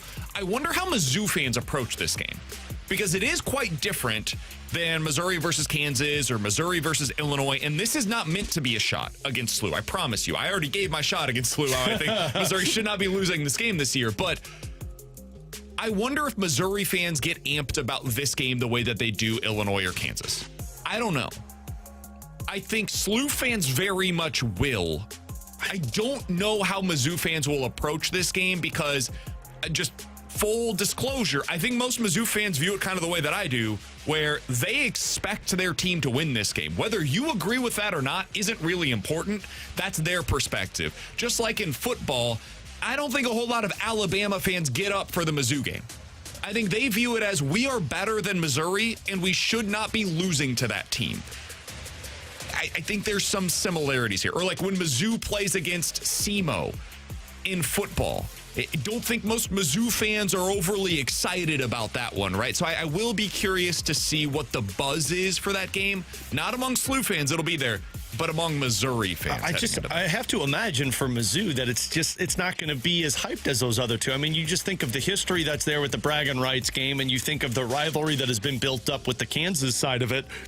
I don't think Mizzou has any of that with Slu, other than just the local tie. But there's even no that, real history. Yeah, it's St. Louis versus Columbia. Like, it's not like it's St. Louis versus St. Charles or whatnot. So I think it's going to be a gradual build, and I think you have to hope it's competitive and entertaining because that's how you build that rivalry, rather than just assume it's going to be there. So I'm kind of with you. I'll be fascinated to see. Slu gets there no matter what because it's a massive program that you're going up against. For Mizzou, I think this is going to be a wait and see what it looks like in the first of 3 years. Alongside Alex Ferrario, I'm Brandon Kiley. It's BK and Ferrario here on 101 ESPN. It's long been discussed. It is now going to happen. Missouri versus Slu, a 3-year pact to play against one another. Apparently, Josh Schertz and Dennis Gates came together. They were the ones that kind of spearheaded the idea, and that will now be taking place. Mizzou in its non-conference slate will be going up against Marquette, Slu, Kansas, and Illinois next year. It is a loaded non-conference slate suddenly in a way that it hasn't been in quite some time, really ever in the Dennis Gates era. And I think we need to have BK front row courtside for that Slu versus Mizzou game. So we can have a camera pan to him when Slu goes up by 10 with 2 minutes left. I am going to be so nervous for that game. The game against Kansas, whatever. Like I get excited for it. Yeah.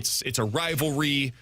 Most years, though, I expect to go into that game, and maybe this is my defeatist attitude as a Missouri fan, I kind of expect them to lose that game most years.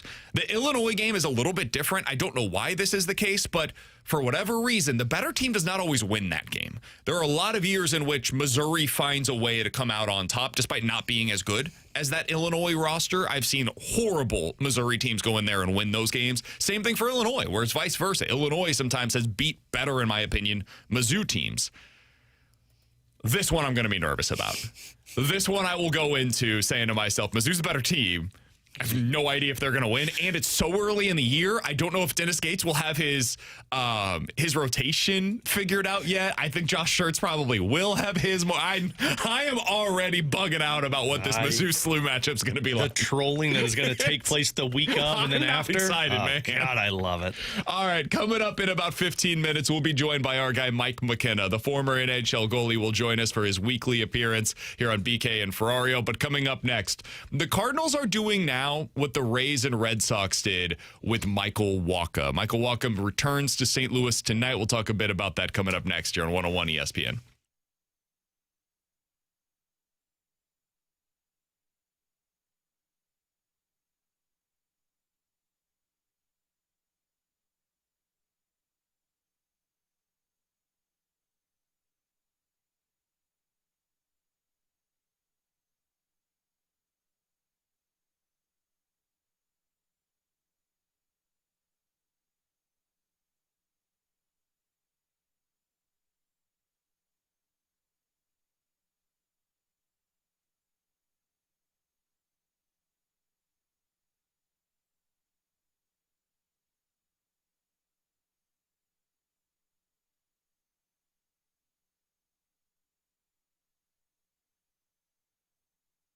Alex Ferrario with you to talk about my friends over at Classic Air Care, the company that has been making people comfortable since 1926. And when it comes to this HVAC system, you want trust, you want honesty, you want knowledge, all of those things when it comes to something so expensive like an HVAC system. And that's what you get with Classic Air Care. 30 plus years for a lot of the technicians that are coming out to your home. A 5-star service when it comes to their customer service. 100 vans on the road that can get to you within 24 hours.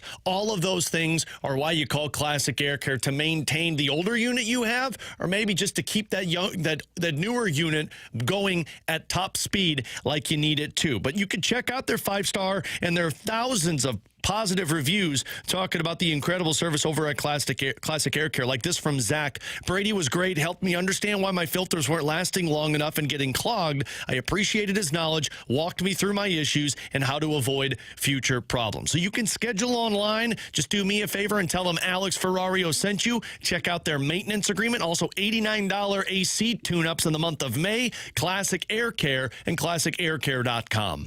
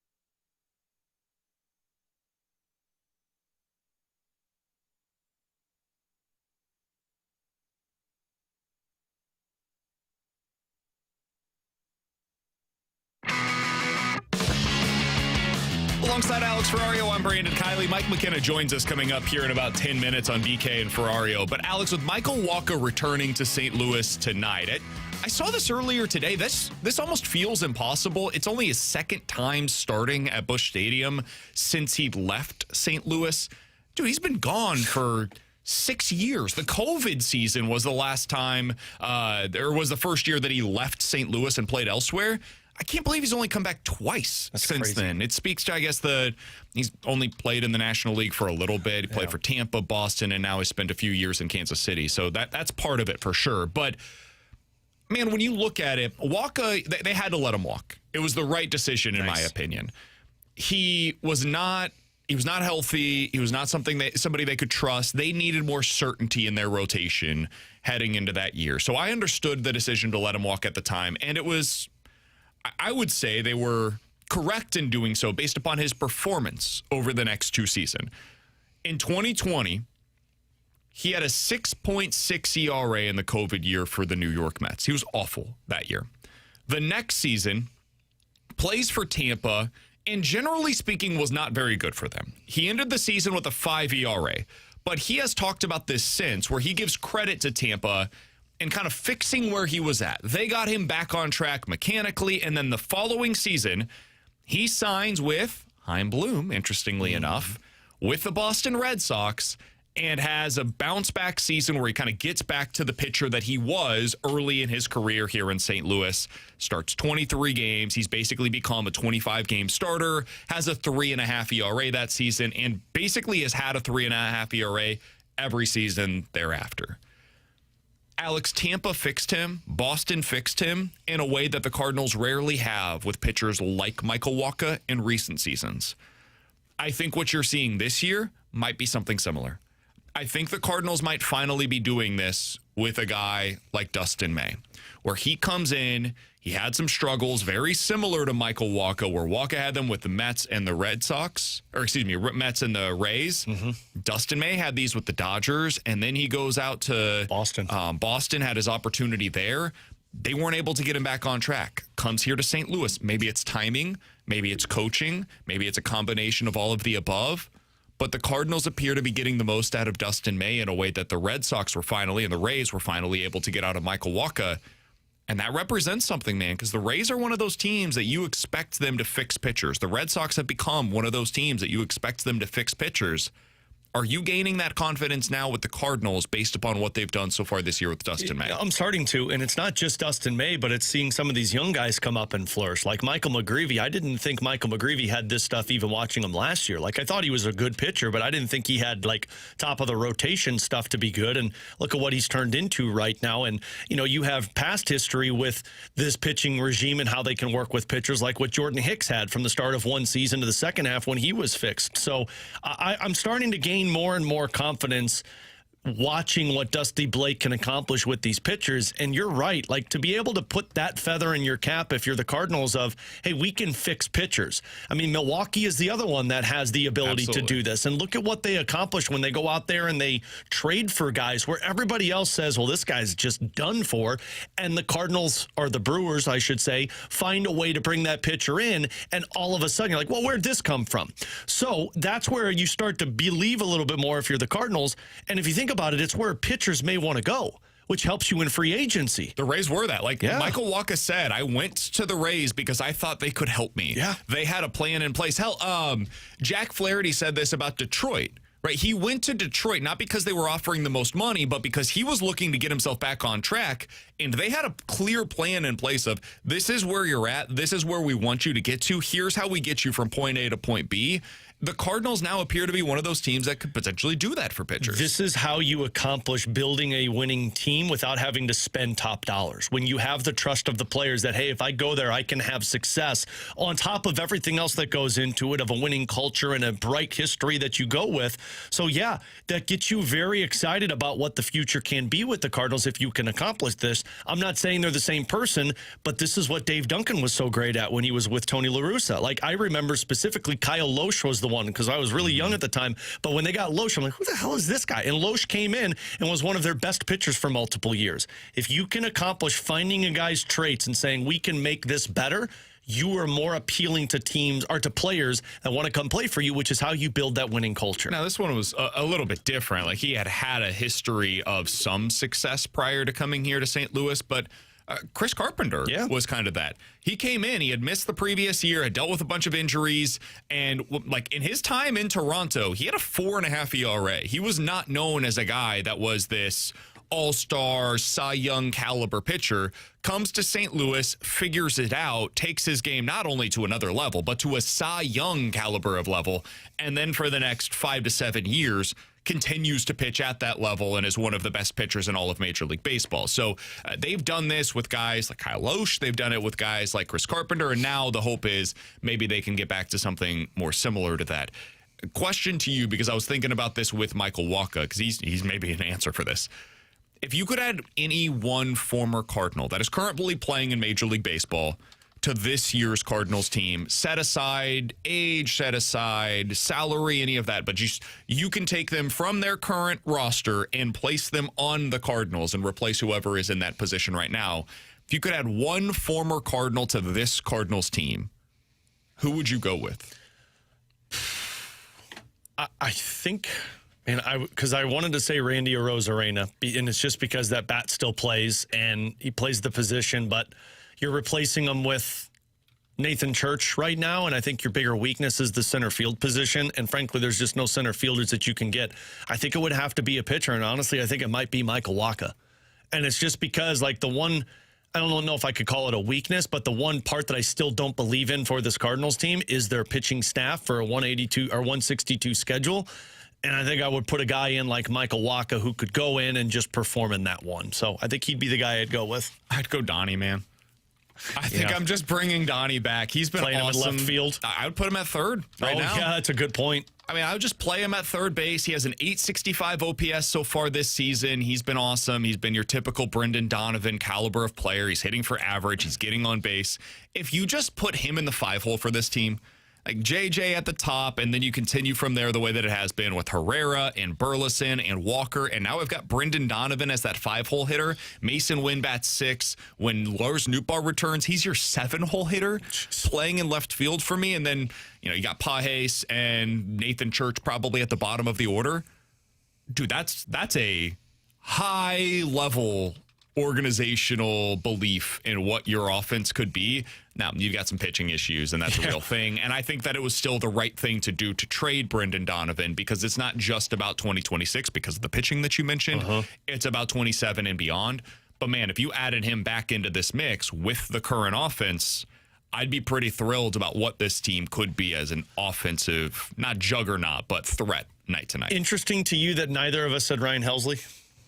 Because there was talk in the offseason of, like, do you just go sign him and bring him back so he could be good for your bullpen? The value of a bullpen arm just isn't as high as a starter. And he hasn't been elite this season. He's been good, but he hasn't been elite. He's hurt again, isn't he? Is he? I don't know. He's had, what, 12 appearances, 10 appearances, and he's gone 10 and 2/3 with 7 saves. Maybe he was early on, but I didn't think of one bullpen arm to go to in that front, which tells you how fickle it is, but also how good decisions that they made. Somebody on the text line brings up Sandy Alcantara as the name that they would bring back. That's a good one. I forgot about that one. Yeah, probably. The innings that he's able to provide. He leads Major League Baseball once again in innings. That's amazing, too, for the injury he had, and everybody thought he was done for. Yeah, he hasn't been overwhelming so far this season. The strikeout numbers are not back to what they were pre-injury, and the ERA overall is closer to 4 than you'd maybe like in terms of the dominant level that he was at previously, but he's been really good, and he would give you the innings that this rotation currently lacks. That's a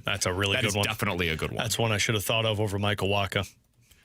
Nolan Arenado hasn't done much, so you don't have to worry about that. Arenado's been good lately. Has he been? He's been heating up. He was bad there for the first month. He was awful, and I think it's over his last 20 games. He started to figure it out again. He's batting .275, and on the season, he has 6 home runs. Wow. He had 12 all of last year. He has 6 through his first 40 games this season. Good for him, man. Yeah. It was the absolute correct move to get him out of here and to move on for some of your younger guys. Absolutely. I saw a piece with him. Ken Rosenthal talks to him for a piece today, and he mentioned how he's changed his pregame routine from the hitting side of things. He's always had a good one when it comes to his fielding, but he said it was time for me to change. I had to adjust, and now he's going to some of the stuff that I think the Cardinals wanted him to do previously, where he's using the pitching machine from different angles to put himself into like an uncomfortable scenario.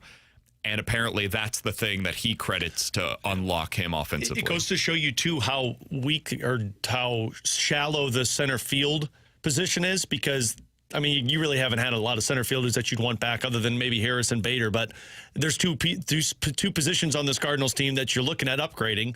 Not pitching, it's third base and it's center. We mentioned 2 third basemen, Donovan and Arenado, and you haven't mentioned 1 center fielder. And I don't know how many center fielders you'd be looking at to try and replace that position for you right now. Yeah, I just don't think I don't know that there's anything that's out there that could realistically It's not like that. Glowing, incredible players, like other than Julio Rodriguez. There's just not a lot of those guys at that position that you'd go after. It's certainly not that it would be available. Yeah. You know, there are some good players in center field. Those are the 2 positions you're going to be looking at, and you're going to be talking about for years to come of upgrading. It's center field and it's third base. Yeah, I agree with you there. All right, alongside Alex Ferrario, I'm Brandon Kiley. Coming up next, our weekly conversation with Mike McKenna, the former NHL goalie. He'll join us here on 101 ESPN.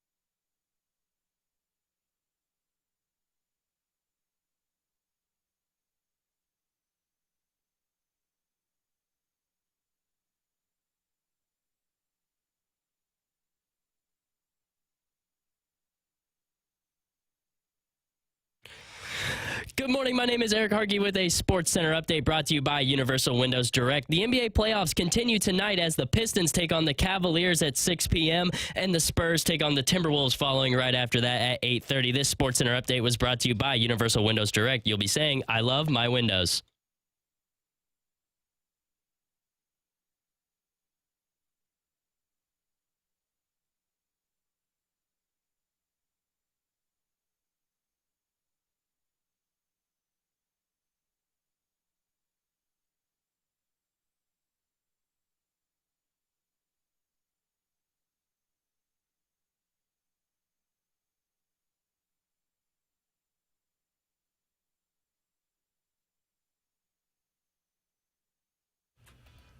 Alongside Alex Ferrario, I'm Brandon Kiley. Will be joined momentarily by Mike McKenna, former NHL goalie. He joins us each and every week here on BK and Ferrario. Does so on behalf of the fine folks over at Macadoodles. And Alex, I was actually able to go out to Macadoodles the other night. Yeah, my haircut place that me and Luca get our haircut at is out in O'Fallon, Darden Prairie area. Do you sit in the little helicopter too when they cut your hair? No, so we tried that. We went to the Hairy Elephant, tried that once. It did not go well. He did not enjoy it. So now he just goes the same lady that I go to. That's smart. That's smart. Don't overdo it. That's right. So we went out there, and then we were able to stop by Macadoodles afterwards. I went over there to find out, all right, what kind of beer program do we have going on right now? Hadn't been in a minute. It's spectacular. If you're somebody that likes the beer scene here in St. Louis, you're not going to find a better selection than over at Macadoodles. Mike McKenna joins us now via the Callier and Thompson hotline. Mike, appreciate the time as always, man. How you doing this morning? I really appreciate the kind words. That section of our store, craft beer, has been curated by one of our teammates here, Jonas, and the dude just knows what he's doing. I'll tell you what's been really big, and maybe you can chime in. Sour beers are just monster right now, like monster. We got a frosé one in today. We're getting these, like all these super like citrusy hibiscus, like it's all over the place. It's stuff I didn't even know about a couple of years ago, and people are going wild for it. So, yeah, we're proud of that section, man. It's a nice day outside. People are going to have fun, and hey, at least there's still a little hockey going on too to watch. No doubt. I think I kind of went through the craft beer up and down that everybody else has over the years. Kind of started out with the IPAs, and then I moved into more of the stouts. I feel like stouts had this big moment for a few years, and now I'm right back to like, all right, pilsners and lagers and more of the sours, saisons, that kind of stuff. And I think you're seeing a lot of that pop up, especially from some of the breweries around here in St. Louis. So we'll learn more about what Mike McKenna and Macadoodles have available for you here in just a little bit. But Mike, you mentioned the hockey that's going on right now. Last night, the Golden Knights officially take down the Ducks. They win that series 4-2. I've got to ask you about the goal, though, from Mitch Marner. That was disgusting. One of the most skilled goals I think I've ever seen. But you've been around this game a hell of a lot longer than I have. What was your perspective on that as a former NHL goalie, Mike? Well, maybe one of you. And I just, because I know I would have ended up in the corner. It was disgusting. And there's kind of a progression to this that's funny because Mitch Marner's goal for the Golden Knights last night, first off, it's in the first 2 minutes of the game against the Ducks. And we're talking like 10 years ago when a player went between the legs to score a goal, it was going to incite a riot. I remember Tomas Hertl did it for the San Jose Sharks, like in one of his rookie season games. And people went ballistic. John Tortorella, of all people, was the guy who said I would bench a guy basically for doing that. Guess who's Mitch Marner's coach right now? John Tortorella. So, like, the world has come full circle here. I couldn't believe the confidence that he had to pick it up on his forehand, take it to his backhand, and create the open space and to have the presence of mind. And people, if you haven't seen this clip, please just go to NHL.com because they've got it right up on the front page. They're calling it Mitchcraft, which is pretty funny. Great. He did it in such a confined area with the defenseman right on him and goes between his legs. And he did it for a purpose, guys. Like, he did it to create a lane for him to score. Lucas Dostal, the goaltender for the Ducks, was all over him. He was on his angle. He's right in front of him. The only thing from the goalie's perspective is that I looked at Dostal, and he didn't get his stick involved. He allowed Marner to have that lane in the blue paint to essentially pass from his backhand to his forehand and score that goal. And this is something that's kind of endemic of today's goaltenders, is that they don't use their stick like they used to. They don't cut passes off. They don't take lanes away. because we are now so good with our pads at sealing the ice that the stick has become less important.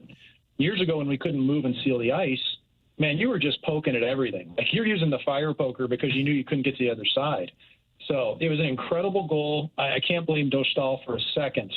But that Vegas Golden Knights team is really humming, and they're missing top players and still performing. Yeah, Mike, we talked about this yesterday. Why is it you think that all of a sudden it's clicking for Mitch Marner right now since he's left Toronto? No pressure at all. I mean, the only pressure you face is what casino's going to give you a free steak after the game, man. Like it's real. Like I've played in Vegas for the team in the ECHL, and we got freebies left and right. Like we'd grease the bouncers and end up at light at the win, and we're making $450 a week, and all we did was give these guys tickets. Like, do you know what it's like to be 23 years old out of college, making $450 a week, and be on the list like next to Mike Tyson walking into a place? It was stupid. So I just think this guy's got all the pressure off of him. He's got great line mates. I mean, he can play on the wing. He's not forced to play center. Having William Karlsson back in the lineup for the Golden Knights allows that, so that helps Marner. He's really a natural winger. I just think he's playing really carefree right now, and you can tell that pressure of being in his hometown in Toronto and really having line mates that can play with him in Vegas has freed him up to do what he can with the puck. We're talking to Mike McKenna here on 101 ESPN. Do you think there's any lessons in the Mitch Marner thing for a guy like Jordan Kyrou? That's a great question. I'd never thought of it that way, but I will say this, that Mitch Marner is he's a top-end NHL player. He's a guy who's up for awards every year.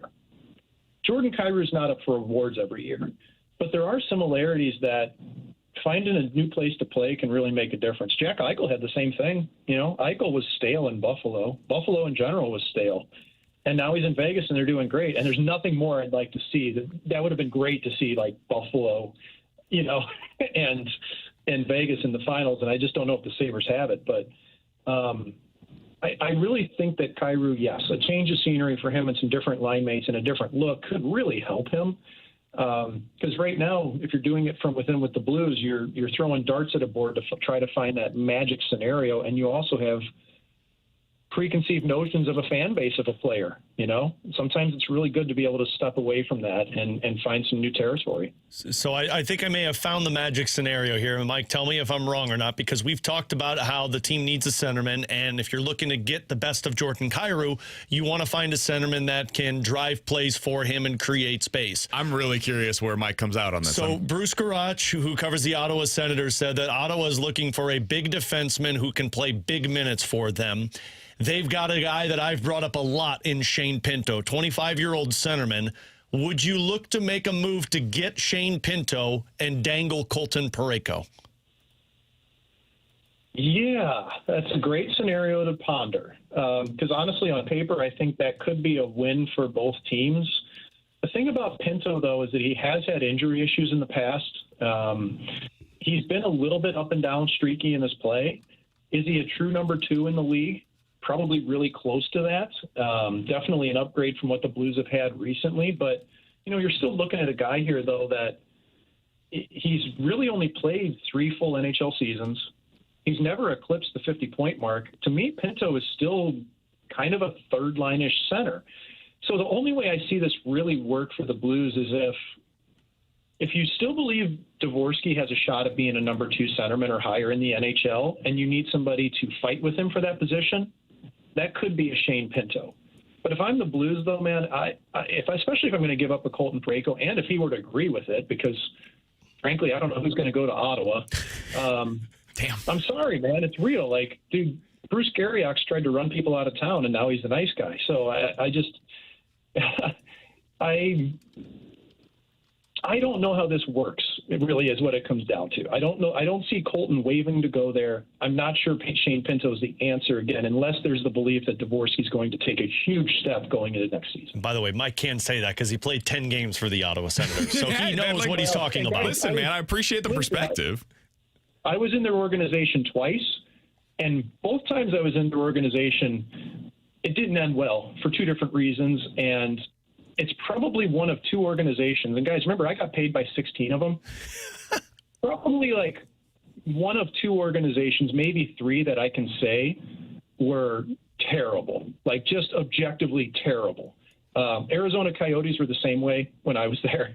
That was at the end of them being in Arizona. But all the other teams that I played for were either good to amazingly good. So I don't want this to turn into like, oh, Mike hates everybody. No, Ottawa was brutal both times I was there. And it's just right now, it sucks because that fan base can be really, really awesome. They just really haven't had much to root for, and I feel for them in that way. Yep. All right, Mike, we got to ask you about what you guys have going on over at Macadoodles. I walked in the other day. I know you got some allocated bottles at the front of the store. The beer selection was fantastic. The tequila was absolutely absurd, the number of bottles that you guys had there. But what can people expect as they walk through the doors today over at Macadoodles? A couple things. So we got to be ready for it at the front of the store at this point because there's probably somebody in the parking lot. The first person to walk through the door and say the word Schnickelfritz and ring the bell has access to purchase a bottle of Blanton's for $89.97. Come on in. We're ready for you. The other big hitter today is that at 3 p.m., I'm dropping 40 cases of high noon transfusions.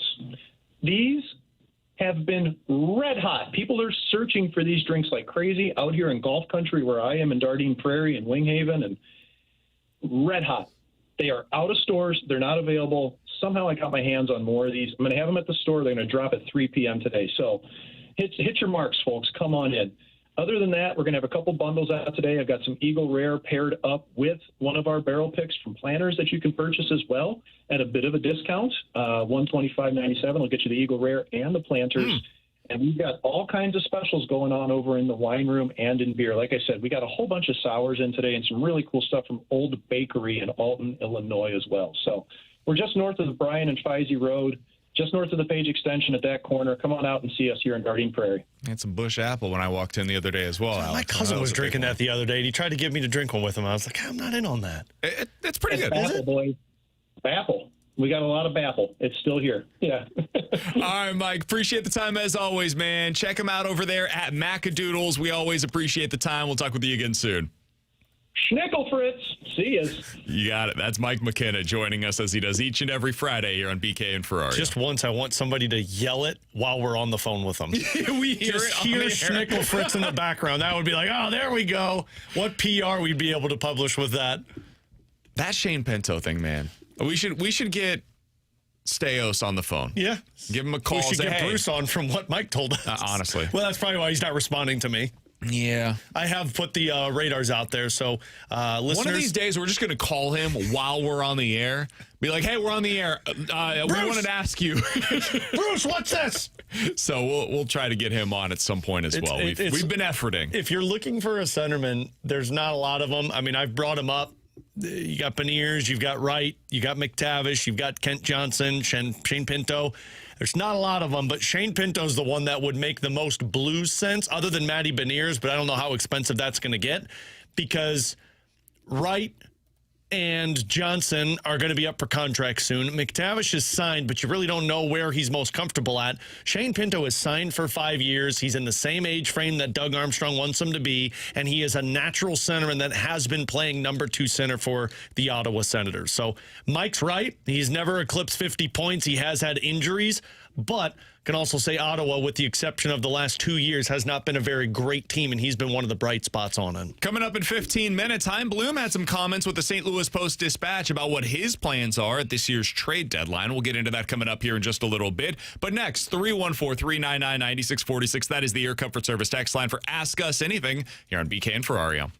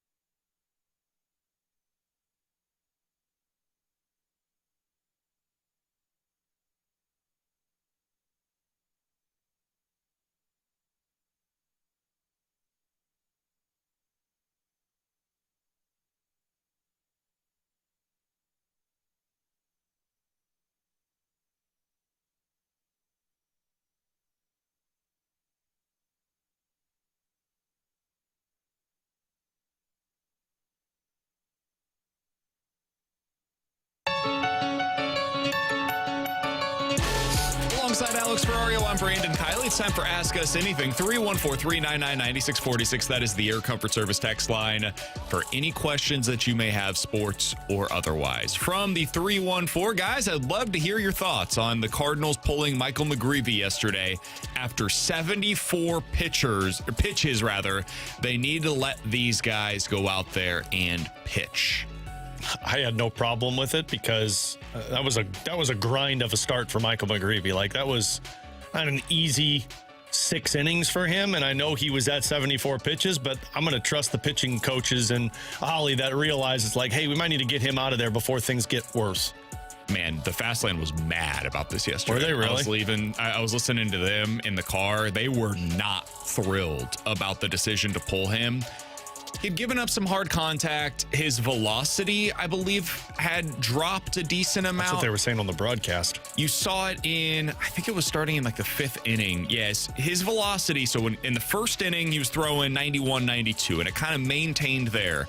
And then he gets into, the 5th and 6th inning, he's throwing low 90s, like at 90 miles per hour. And then by the 6th inning, he threw a fastball at 89. He had basically completely ditched his fastball for most of that inning, was not commanding the ball very well in that inning either. So I think that's probably what led to the decision to pull him. And in a game like that, you're just trying to get out of there with a win, man. I know that Cardinals fans were not thrilled about it, but it's still a close game at that point, and you've got it set up to where you can go to Stanek, JoJo, and O'Brien to finish that thing out. I didn't mind the decision. It just didn't work. And sometimes you can have everything ready to go. You go to your best dude. Stanek had been really good lately. Yeah. So I thought it was fine. I understand the critique. 74 pitches is really early. He had only given up the 5 hits in the outing, but I do think it's at least defensible. Yeah. Winning the game ultimately relieved them of the question. It's gotten to the point now, especially with Michael McGreevy, to where it's like, hey, if he says, like, you got nothing else, then that's what I would trust in the sense, rather than, like, I don't think this is a matter of them saying we got to get this guy out of there. I think that's a conversation where McGreevy's probably like, look, that was a grind for me, because he typically throws 80 to 90 pitches. Yeah. If he's coming out of a game at 74, I don't think that's the Cardinals. I think that's McGreevy wondering if that's the best you're going to get from me. I mean, he talked about it after that Dodgers game where there was some talk, do you throw him back out there? He had been pitching really well, and he said, dude, I had nothing left. I was done after 85, 86 pitches. He doesn't go past 6 innings. It's who he is. And you can get frustrated with it all you want, but he's thrown 98, 94 pitches through 6 innings, which means the deeper you get, the more pitches he's going to start to throw. All right, 314-399-9646 is the Air Comfort Service text line. From the 636, guys, if you had to restart your career and had to play a professional sport, what would it be and what position would you play? I'm assuming this means that I have actual ability. They're saying, like, we have athletic ability, right? Because that sure as hell is not true. Mine would probably be some type of fast-paced walking, because that's all I can do. If I had the athletic ability, mine would be hockey without question. And I would probably play defense. I don't think I'm skilled enough to handle the forward. At least I can try and handle the defensive side of it. That would probably be the position. If I was really skilled, I'd love to play goal. I think I would probably play basketball. If you just told me, like, hey, you can be in any sport, you have the athleticism, it translates, whatever. Get rid of the physicality that exists within football and hockey. The injuries start to pile up over time, so that's a big part of it. And then the lifestyle of a basketball player, I just think lends itself to that would be a lot of basketball. Was my sport growing up. I just realized I wasn't good. I wasn't tall. I wasn't good at shooting, so I was like, this isn't the sport for me. From the 314, guys, do you think Victor Scott could be a trade chip for the Cardinals if they are still in it at the deadline? That's interesting. I wonder how other teams would value Victor Scott at this point. I don't know. I think his hitting would have to pick up for somebody to value it, but I think he's a piece of a package. I don't think Victor Scott is a piece that gets you something. Yeah. Because Harrison Bader was the one that got you Jordan Montgomery, but Harrison Bader had a little bit more offensive to his game than what Victor Scott has. I wonder if there's a team that still believes in the offensive upside with Vic. It's something I hadn't really thought about, but I could see a team valuing what he brings to the table. I don't think he gets you a ton, but could he get you an expiring contract for a starter that's similar to a Jose Quintana? Something like that, maybe. especially for a contending team that is a defensive center fielder away. I mean, that's why the Yankees traded for Bader. Exactly. They needed a defensive upgrade at the center field position. Yeah, I mean, you just saw the Dodgers make a deal for Alec Thomas, who is basically just Victor Scott offensively and plays really well defensively. So, yeah, I could see something like that. Who's playing center field? I guess Nathan Church is your center fielder. Church. I think that's going to be their plan as of now after Lars Newbar returns anyways. Yeah. You're right. Yeah, that would be an interesting one. I hadn't really given it a whole lot of thought, but I could see that. 314-399-9646 is the Air Comfort Service text line from the 636. Guys, do you think Edmonton has fired enough coaches at this point to where it becomes difficult to find the next one because of how difficult it is to hire a guy that believes they're going to be there long term? Or do you think that the allure of McDavid and Draisaitl is just too much to turn down? Yeah, the allure of McDavid and Draisaitl is too much to turn down. I think any coach wants to go there because any coach has the ego that I can win there.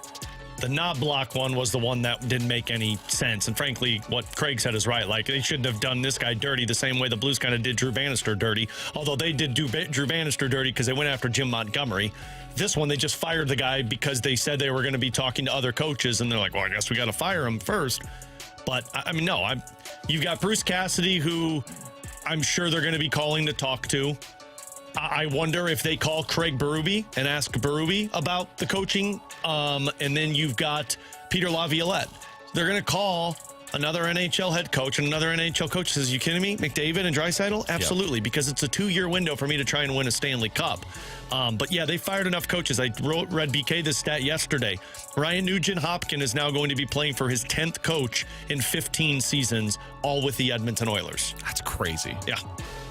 It speaks to a lot of different things. One, their inability to find the right guy. Two, the expectations that are placed upon Edmonton when you have Draisaitl and McDavid. That means you have to cycle through things quicker. And three, just the NHL. they cycle through these things very quickly. It goes to make you respect and appreciate what Doug Armstrong has been for the Blues, to have the same guy in the same spot that keeps the team pretty competitive the entire time. 314-399-9646 is the Air Comfort Service text line from the 636. Do you guys think that the expansion of the NCAA tournament plays a part in tougher non-conference scheduling for Mizzou?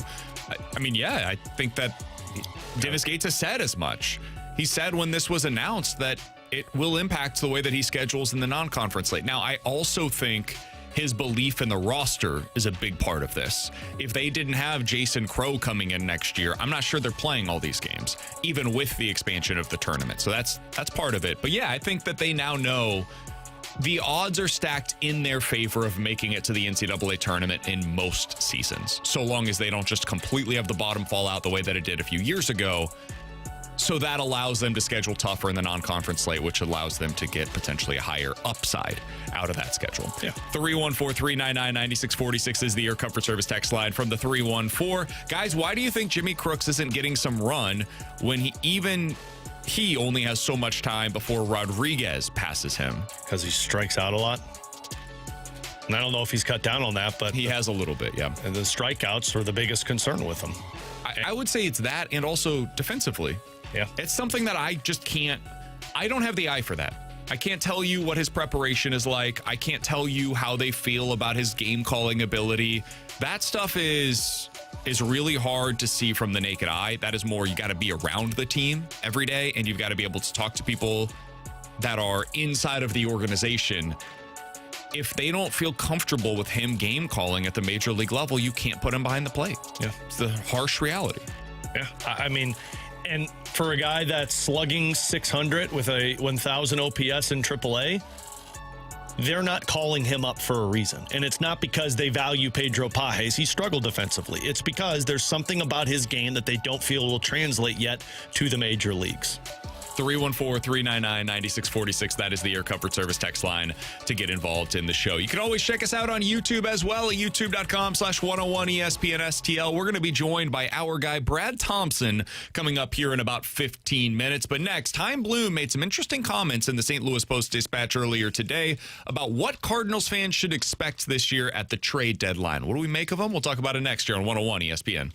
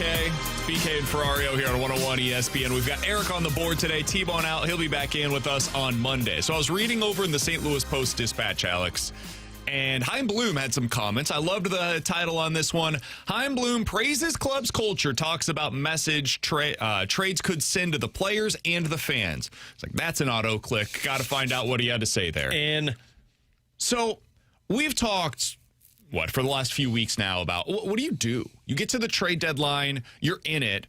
The plan has always been this is a rebuilding year, so to speak, and you're trying to build for 27, 28, 29 as much as you are trying to win right now. But what if they just start winning earlier than you expect? And now it's time to get to the trade deadline and bolster your roster. So that's the question that Derek Gould, who joins us each and every Tuesday on BK and Ferrario, asked of Chaim Bloom. I'm going to read you his answer, Alex, and I want to get your thoughts on how you interpret what he had to say. Quote, "You can feel people rallying around this team. I was excited for our players to feel how much our fans want to connect with them. They'll get mad at me. They'll get mad at Ollie, but they want to love our players. Our players are feeling that. I can feel it. We can feel it. What comes along with being good fans is paying really close attention. They can tell something real from a sugar high and cheap thrills. I think it's part of my job to stay focused on what's real and follow through on everything that I've laid out. We're trying to build something real, build something that lasts. If I get distracted from that, I'm not doing my job," end quote. What do you make of that? don't veer off course of the rebuild. Don't veer off course of a strong start for what the overall big plan was. And this is what I've said all along. And to me, how I interpret this is he's agreeing.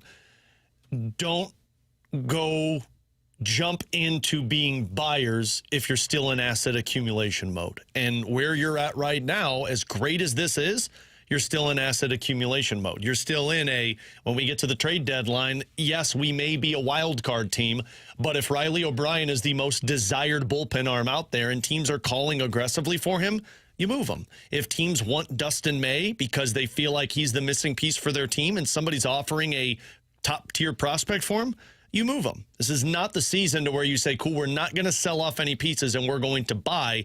I think this is the season to still accumulate assets. I'm also said this. I think the important thing, whether it's today, tomorrow, a couple months from now, at any point, is just making sure that we're doing everything we can to stay on track with what we've been trying to build and to look for as many ways as possible to keep building toward that. Some of those that can help you in the short term, some of those that can help you are in the short term. Sorry. Obviously, having said in the fall, like I did, this is a long-term focus. Shame on us if we take our eye off of that and off of what we are ultimately trying to accomplish. So I think there are a couple of different ways to look at this, though. Because like most of that tells me they're not going to be significant buyers. I don't think anybody reasonably expected that, though. Right. Like, this isn't a team that's going to be in the Tark Skubal sweepstakes if it ends up becoming a reality at the deadline. This isn't a team that, like, would get involved in this year's Juan Soto sweepstakes or something like that if somebody big time was able to come to the forefront. I don't think anybody is asking for that. Wouldn't the Juan Soto one make sense because it's a part of your rebuild? The Juan Soto of old, like where it's only a 2-year thing and they're not going to re-sign him, all of that, right? Like what the Padres did where you're trading for him and you'd be like, this is not long-term. So nobody's expecting that. But what I think is really interesting is the selling aspect of it, Alex, because you don't have to trade Riley O'Brien at the deadline. You don't have to trade Lars Nootbaar at the deadline. You don't have to trade Dustin May if you think there's a chance you want to bring him back on like a qualifying offer or to extend him or something like that. These are all things that can still take place as off-season business for you as an organization. So to me, the way that the off-season was kind of built around Brendan Donovan, where he was the symbolic deal that represented the direction the Cardinals were heading in. Because I think they were always going to trade Wilson Contreras, Sonny Gray, Nolan Arenado. Move on from aging veterans. That makes all the sense in the world. Get whatever you can in return for them. Donnie represented something quite different, where he still had club control. He's in his 20s. He's a really good player right now. You could extend him if you wanted to, and just keep him as part of your core group for future seasons. But when they dealt him, it represented, all right, this is going to be a little bit longer term in their viewpoint of it. I think the same thing is true with Riley O'Brien, where if you decide to trade him, you are maximizing that asset. There's no way for me to ignore that. That's a real thing. That guy is big time as a closer right now, and he's over the age of 30. I would get it. But it would represent something, I think, for Cardinals fans where it's like, all right, if you're trading him at the deadline, I don't really need to believe in this team any longer. I can kind of check out on the 2026 campaign. I don't know how much they want to do that, man. Are they going to be willing to do that in early August? I don't know. I guess it really comes down to what are teams offering. If you're getting a lottery pick player, then no, you don't do that. But if you're getting a guy who is viewed as a top prospect in baseball, I totally understand Cardinals fans being upset, saying like, well, wait a minute, this is the first year we're actually a playoff team and you're going to just throw that away. I get you'd be frustrated with it, but I look at this as, yeah, but if I'm adding another top prospect to my team for a bullpen arm, that next year could be completely different. We've seen this change in a matter of a season, whether it's an injury or just the guy loses it. That could be gone. And you could have kept a guy that said, well, this is somebody that we can capitalize on, and nobody maybe wants to pay the price in the offseason, and then they wait till the season begins and he's not good. And then you lose out on that to where you could get a top prospect for him. The third base position, that's the position we are talking about being a glaring hole for this team. What if somebody's willing to offer up a top prospect at third base or center field or another pitcher for you? Because the pitching pipeline is so important. It all comes down to what teams are offering. And I have to imagine if Riley O'Brien is going to be the best arm out there in terms of the bullpen, there's going to be teams that are aggressive for him. So if you just wanted me to go pure analytical, non-fan-based, non-emotion, cold-hearted, what is the right move for the Cardinals? It is to trade Riley O'Brien at the trade deadline this year. Yeah. That is the correct, purely from a baseball perspective, move for the Cardinals for the long term. Because he is over the age of 30. You never know how long this is going to last. He could get hurt on August 7th. And then he's never the same guy again, and you sold him at his absolute peak as an asset. And you're able to get something of significance at the return, or as a return, because at the deadline, there is no alternative. You can't go to the free agency market. You can't go get other things in different ways. It is a true seller's market for relievers in particular.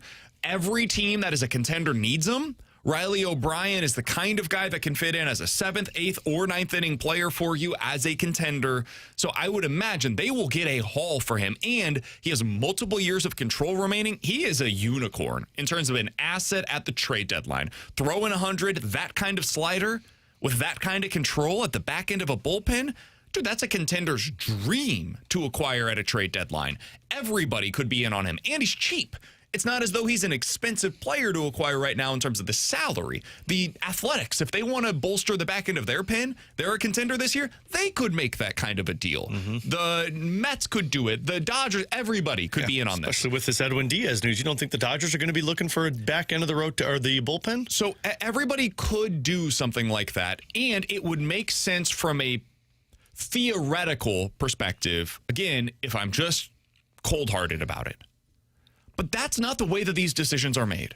These are not made in theory. These are made in practice, where Cardinals fans are starting to believe in the team again for the first time in a while. And selling Riley O'Brien would represent kind of a waving of the white flag, so to speak, on the 2026 campaign. And that's where I find this to be fascinating, because you have built so much goodwill in the first few months on the job. That would remove some of it. Now, which one weighs more heavily for Chaim Bloom? I don't know. His job is ultimately to build a perennial contender. So maybe he would say to hell with winning this season. I don't care if we make it into a wild card round. I'm trying to build a championship contender, and my best way to do so is to trade this guy right now, and I'll deal with the flack for the next 2 months. You guys will be praising me in 3 years when we're winning a title because of what we get back in return. But also, what are the odds of that? I've seen what the Cardinals were able to get at the trade deadline for Jordan Montgomery, which was TK Roby, who can't stay healthy, and Thomas Ajacey, who can't stay at the big league level. I've seen what they were able to get for Jack Flaherty, which is a whole lot of nothing. Cesar Prieto, who's currently on your bench and can't get into the game, and then a bunch of dudes that you've already released from your roster. I saw what you got for Jordan Hicks. I think that was the Swanson deal, if I'm not mistaken. One of them was Swanson, and the other one, I think it was Paul DeYoung, was for one of the pitchers that's down in the minor leagues that also can't stay healthy. So at that sell-off, you did about as well as you could for the returns, and you got basically nothing that has impacted your major league roster. So what are the odds of you getting something of real significance for a guy like Riley O'Brien at the trade deadline? It is not 100%. Yeah.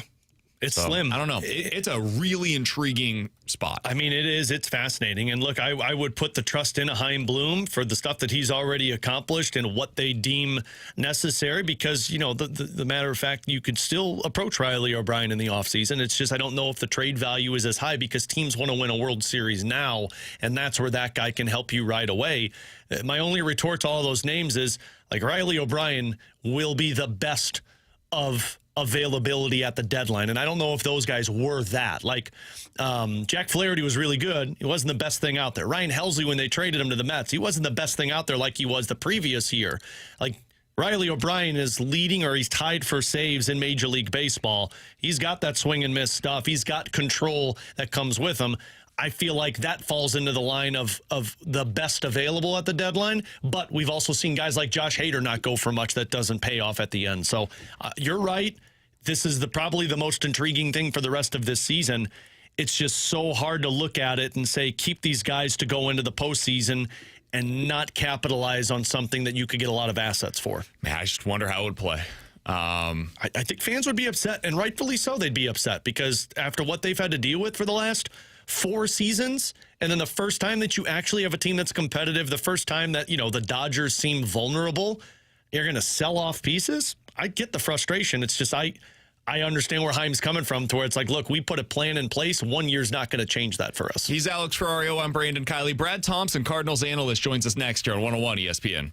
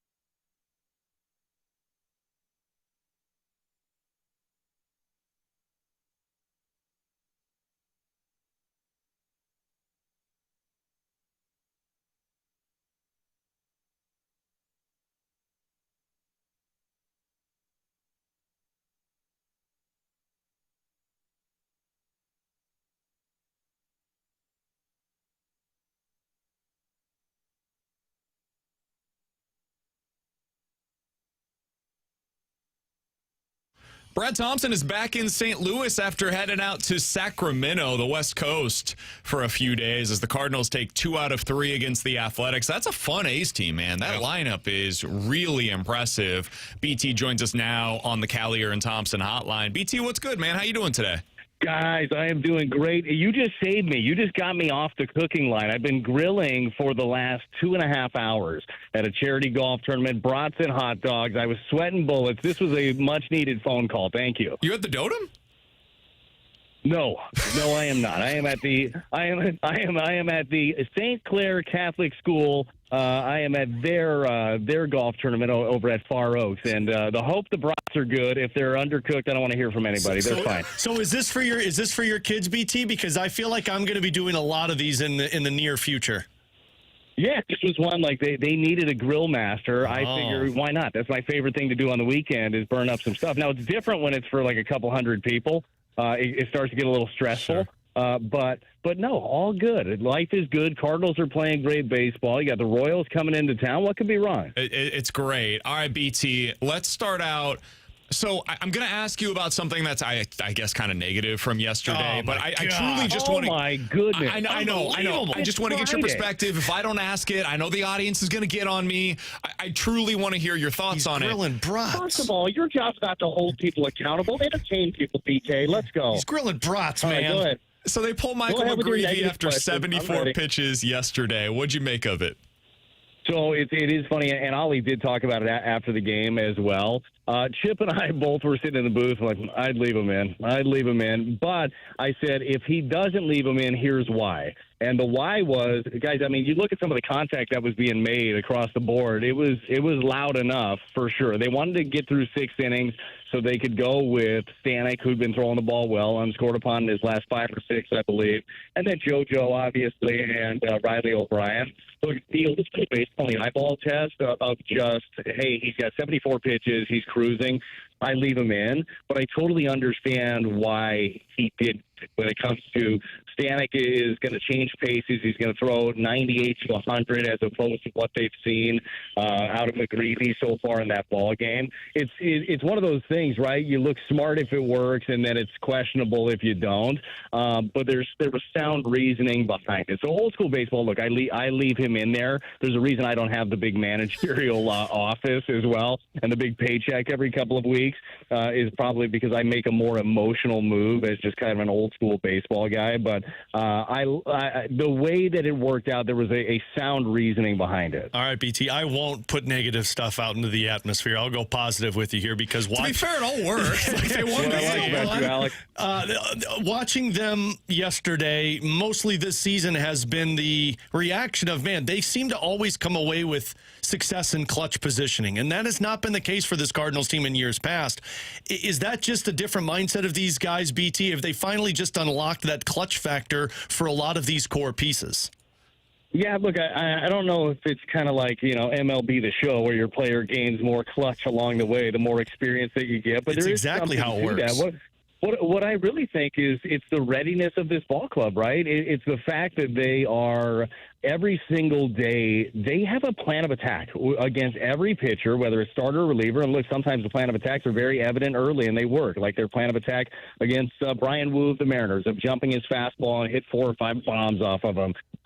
But they are true to the work that they put in, and that's what's going to make you good in clutch situations. If you take the emotion out of it, and if you're able to just go in and dig in on your game plan and how you want to attack, then you're going to have success. And I think that in large part they have done that, and they've done that with not having one of the best averages with runners in scoring position. Actually, I think coming into the game yesterday, I want to say they were 26th in risk, right? So it's not like they're just getting the clutch hit all the time, but boy, they seem to just step up when they need to. And they play tight games, they play tight defense, and the moment isn't too big for what's the youngest roster in baseball. Like, that's been the coolest thing for me. I know there's a stat for everything in baseball. For Fangraphs, they have the high leverage numbers that you can kind of hone in on, and the Cardinals are top 10 in the high leverage spots. So they've been good, at least in that area. BT, another spot that I wanted to look at with you is what they've done this year against quality opponents. They are now 15-7 when they play against a team that is at or above 500. The last time that they were above 500 against quality opponents was 2018. What have you seen that's been different for them this year against those high-level opponents that they've gone up against? You know what? I don't know if it's different necessarily, but the thing that just stands out is it doesn't matter if it's a last place whoever team or a first place or second place Dodger team who's coming in. It's like everything. I still feel like everything comes back to the consistency of the work of this club. Like they're not intimidated by anything. They truly believe, whether it's blissful ignorance or just it's more of a belief in their individual skill sets, and then that culminates to a lot of wins. Like they believe in what they're doing. They believe that they're going to go out there and beat everybody. They believe that every single at bat, every inning is one inning or one at bat, as opposed to, oh, this is the Dodgers, we got to really lock it down right here. They just don't have that vibe. Like there's a real looseness. And guys, I know that you have the opportunity when the club is at home to be around the team and be in the clubhouse. Like you can feel the vibe, and you certainly even feel it more as you're on the road with this team and you're traveling with them and you're around them in more for what they do, like safe spots, right, where it's not all eyes are on them. This team is just playing loose. Like they're playing with an energy that is super exciting. And it's more than a talking point at this point. I know that we've talked about it all year. They want to play hard, and they want to make it the opposition feel them and know that they played against a tough opponent. Like they're just doing it day in and day out. So that is a great stat of what they're doing. That teams are over 500. But I don't see them playing up or playing down to anybody. I see them playing consistently. So, BT, the one thing that we were talking about this week is Thomas Ajayci, when he was brought back up once the injury to Ramon Urias happened. Haven't seen a whole lot of him. He struggled at the plate. Would you anticipate some type of move later today that sees Ajayci go back down to Memphis, or do they just continue to ride this and see if they can get him back on track?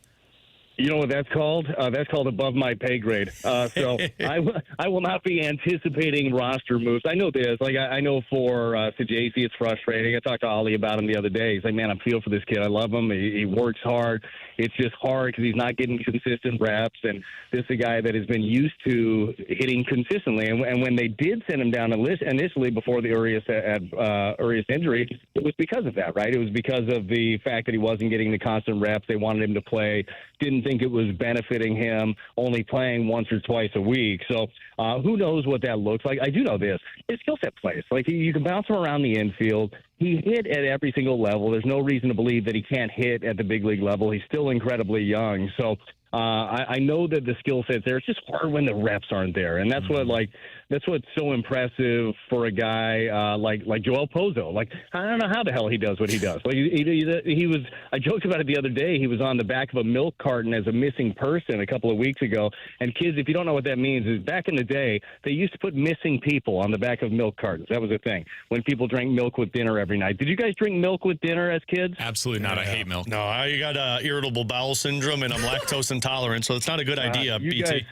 You guys are what's problem with the world. Amen. We're soft. You didn't grow up drinking a gallon of milk. That's probably why we're not athletes, BT. Now I know what the reason is. Yeah, it was one of many. Yeah, well, had I known that prior to the home run derby a couple of years ago, we'd have made some different selections. It doesn't matter. Chugging jugs before we do it. That's it. That's it. You need it. That used to be dinner. I guarantee people are listening right now. It's like that's what we did. Gallon of milk on the table. And you would just house that thing. It doesn't sound as good now, but it was good as a kid. Let me tell you what would have happened, BT. If we would have chugged that milk before the home run derby, I would have been like the sumo wrestler in the Replacements, and I would have been puking it all up before we hit. Yeah, we don't need that. Yeah, we won't ask you to do the gallon challenge ever. That's for sure. Great idea.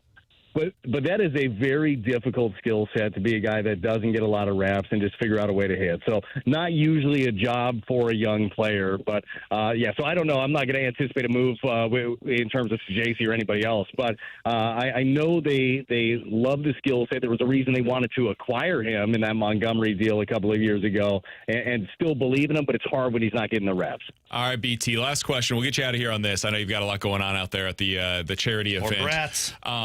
Michael Wacha is starting against the Cardinals tonight. I saw earlier today it's only the second time that he's started in Busch Stadium against the Cards, which feels impossible. He's been gone for 60 years. Yeah, but it does.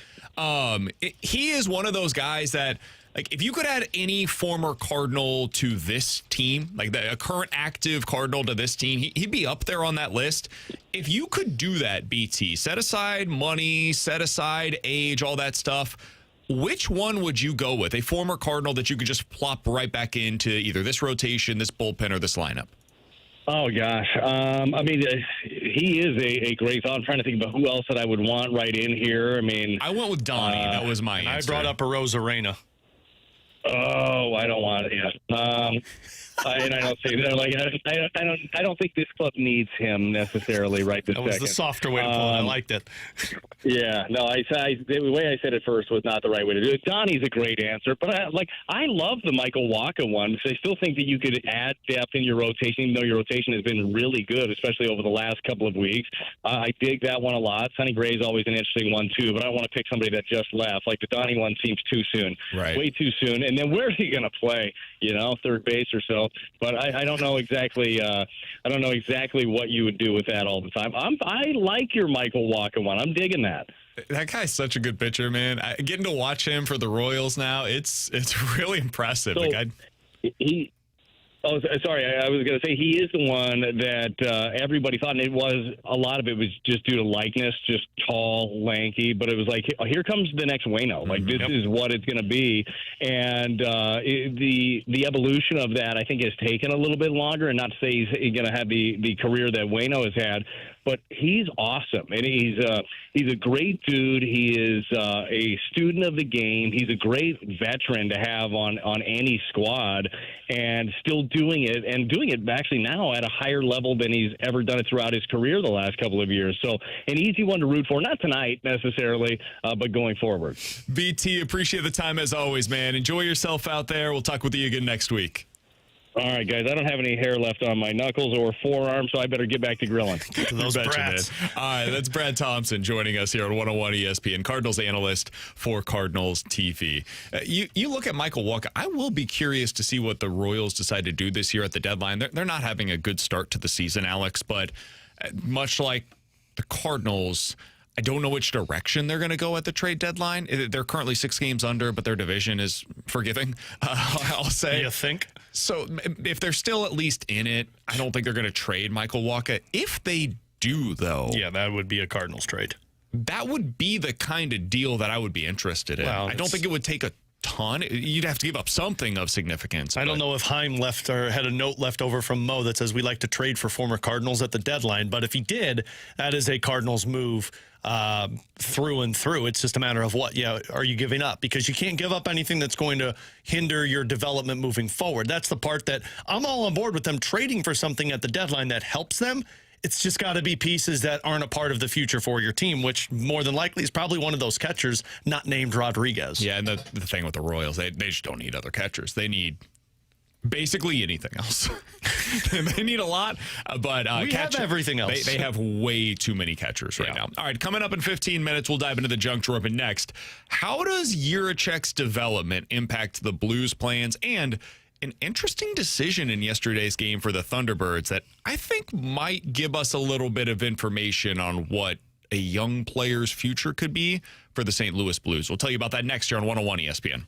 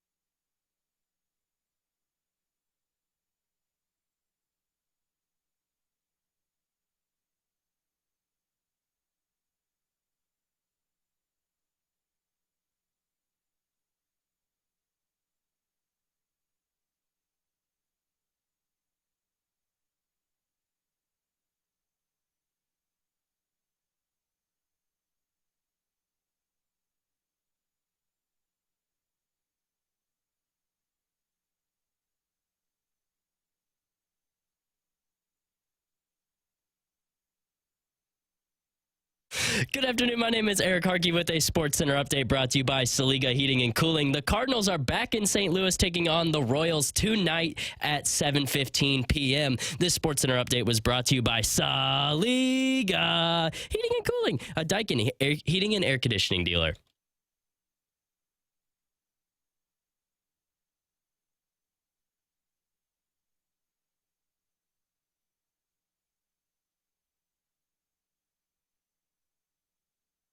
All right, Alex, watching the game last night for the Springfield Thunderbirds, I hope you were able to listen to it, by the way, right here on 101 ESPN. What a game. What a call. You'll hear Game 3 on May 19th. Got a few days off. What are we doing here? The AHL. Well, they got to travel back to, Springfield, Massachusetts. They were in Wilkes-Barre, Scranton. It's a long travel from They literally took a Pennsylvania. bus. It's fine, man. They got to get some off days in there. Why do we need 4 days off before the next game? Got to rest the body, man. Got to rest the body and rest the mind. But in all seriousness, why? I honestly don't know. Okay. I have Cool. no idea. Great. Other than maybe they need other games. I don't think that would impact this at all. So this wasn't as many games off between the other series as well. So I don't know why they're doing it for this one. Cool, great. So the Thunderbirds are off for the next few days, but you'll be able to hear Game 3 eventually here on 101 ESPN, whenever that thing is ultimately played. Back on Tuesday. Jiricek looked amazing last night. Awesome. He's now a top pair defenseman at the AHL after coming up from juniors, and he was in on all of the late game situations for the Thunderbirds. They were down late with like 3 minutes left to go. They decided to go 6-on-5, and he's in on all of those attacks. Alex, how is this influencing your belief in his readiness for the NHL next year? Continuing to rise. I mean, in a game like that last night, in a must-win situation, and I know they wouldn't have been eliminated, but you don't want to go down 2-0 in a best-of-5 series because you're one game away from elimination. And they not only promoted him from playing on the second pair, they played him in almost every scenario possible. He's a quarterback on the power play. He was playing late in the minutes, and I believe if I had this time correctly, and I was texting with Ryan about it, I think his minutes jumped up north of 20 minutes last night, which means he was playing almost every scenario for that team. And I said this after watching him in his first game when he played against Providence.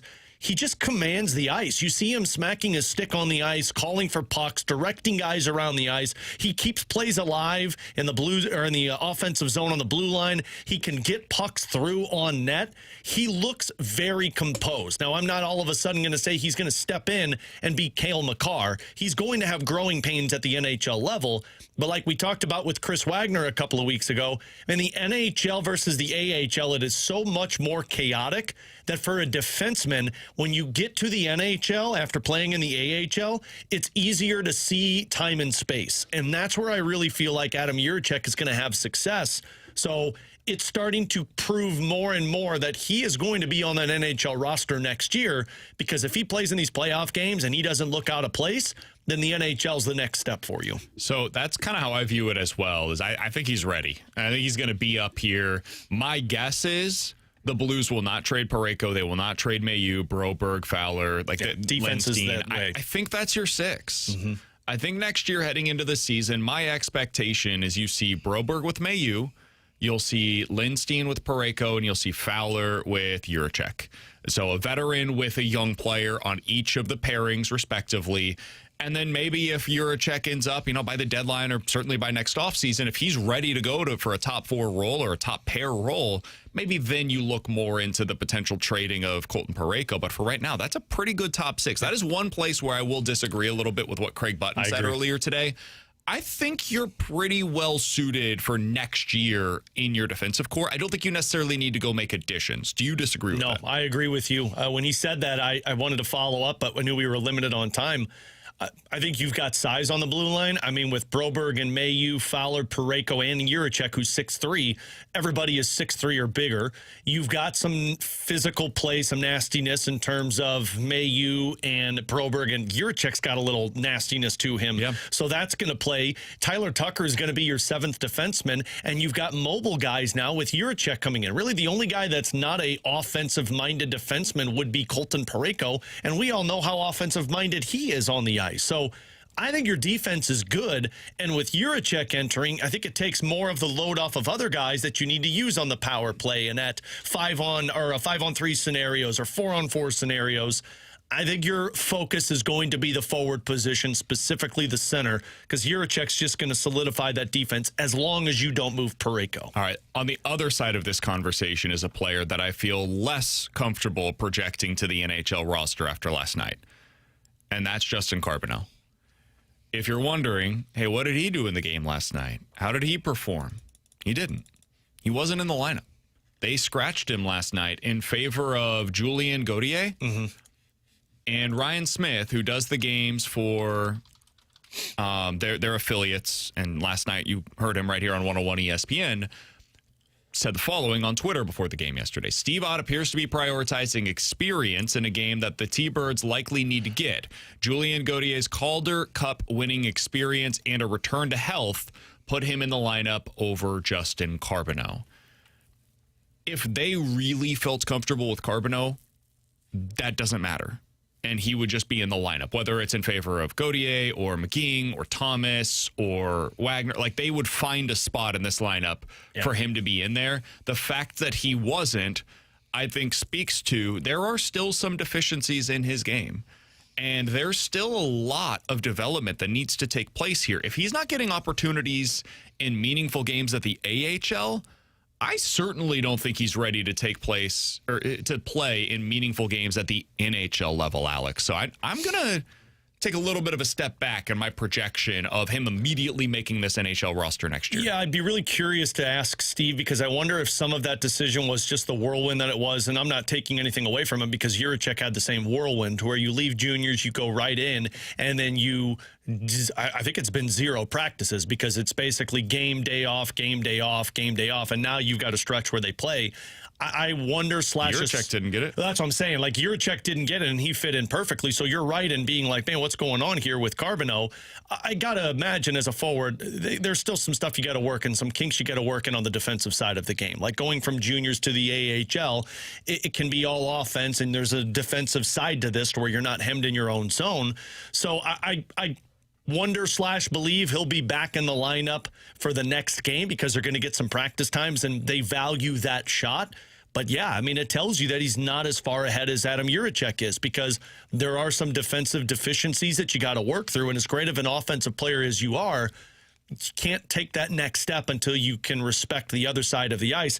And Steve Ott is the perfect coach to have for Carbonneau because he's mimicking what Jim Montgomery does. And so if you're not going to play that way, you're not going to be in the lineup. So I think he's back in the next game. You get a few practices in, and then you see what it can look like. But, yeah, it's very noticeable that in a must-win situation for them, they took him out of the lineup. Colin Ralph was the other one that they took out of the lineup, another big defenseman that's young. So, but we're not talking about him making the opening night roster, whereas with Carbonneau, I think a lot of Blues fans have just come to the expectation that he will be in the lineup on opening night. And right now, I would say that's not my expectation. I really think he is going to be the Zach Bolduc for you, to where he's going to start the year with the Thunderbirds like Bolduc did in that first year, and he played about 50 games for him, and then down the stretch is where he got the call up and he stayed up and played the rest of the way. There's nothing wrong with that. That is a totally reasonable pipeline to develop in the AHL. And I also think it's harder right now to find a spot for a forward than it is to find a spot for a defenseman. You look at the roster right now, it's set up for Jiricek to make the opening night roster. That could change depending on what they decide to do this offseason. But for today, there's a very clear spot where you can see where he fits in. Whereas with the forward group, if they were to make no changes, I don't know where you're putting Justin Carbonneau. Yeah. Truly, I don't see it. Right now, I would say it's hard to get Jonathan Berggren into the lineup. Yeah. Or Otto Stenberg, however you want to view it. Sure, whichever one of those two. And if I can't get those guys in, I sure as hell can't find a spot right now for a guy that's not getting into the AHL's lineup in the postseason. And they're not going to put him as a fourth-line player. They're going to use him as a top 6, top 9 guy. And if there's no moves, then, yeah, he's going to be the main guy in the American Hockey League next year, which, as you mentioned, like, that's not a bad thing. I think that's part of the reason why Zach Bolduc had so much success the following season was because he played 50 games in the American Hockey League and got the feel of it, came up to the NHL, scored some goals, and then the next season he knew what to work on. I think that same thing will be for Carbonneau, but it all comes down to what he does in training camp. This versus training camp with a full offseason to work on and an idea of what the AHL looks like, there's no question he can make a case for him to make the roster, but you're going to have to outperform a lot of guys to do so. Outside of Carbonneau, who is the forward? So let's ask it this way. Out of the forwards that played last night, who's the guy most likely to make the opening night roster for the Blues next year? For the forwards, I would say Kaskamaki and Dubé would be tied for first because Stenberg, everybody's assuming they're going to be there. Kaskamaki has continued to create offense as a top-line player on the wing. And Kaskamaki, at least from people I've spoke with the Blues, they view this as like the perfect fourth-line player that can provide offense, very responsible on the defensive side. But as much as I say that, I texted Ryan last night after the game, Dylan Dubé has done everything needed to earn an opportunity at the NHL level. This guy scores on a nightly basis for them. His line is the line that only contributes offensively in these games. He's a net front presence. He's a centerman. He's played at the NHL level. He's getting top minutes on the penalty kill, on the power play. He's producing. He signed a PTO as a tryout for the Thunderbirds.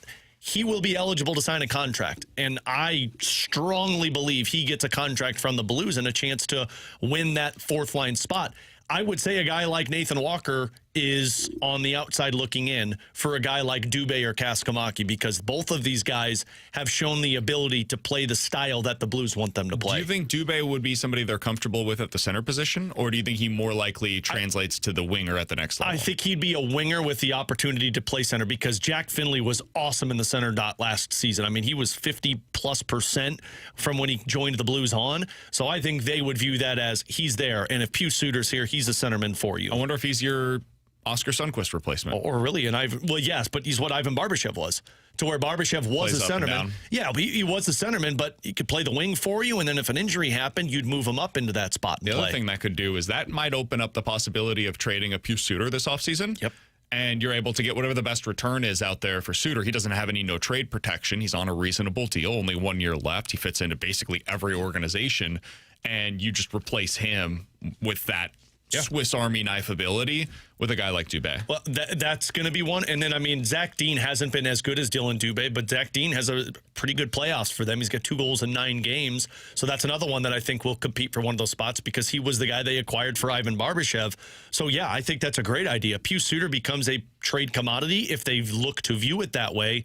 But you've got 2 guys that can play a center position on that third line for you, can be a third or fourth line winger for you, and then Kaskamaki's the third. So, yeah, I think there's a real strong chance that Carbonneau is an AHL winger for you next year. But I think Dylan Dubé and Kaskamaki have both earned the opportunity to be on that NHL roster. Alongside Alex Ferrario, I'm Brandon Kiley. It is 12:48. Your time check brought to you by Clarkson Jewelers, an officially licensed Rolex jeweler. We've gone a full 3-ish hours so far today. We got another one Feeling to go. fresh. Started at 10 o'clock. If you guys didn't know we were on early, you missed our conversation with Craig Button today. One of the best in the business, NHL analyst. You can check that full conversation out on the podcast page, 101ESPN.com, and the free 101 ESPN app is where you go to find it. That podcast page is sponsored by Schaefer Door Company. Coming up next, it is time for our junk drawer here on 101 ESPN.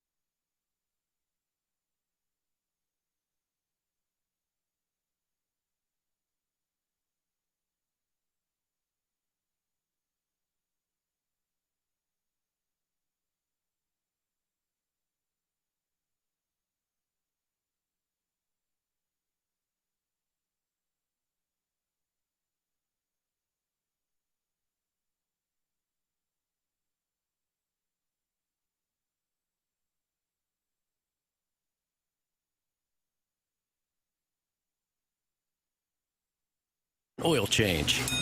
That's one.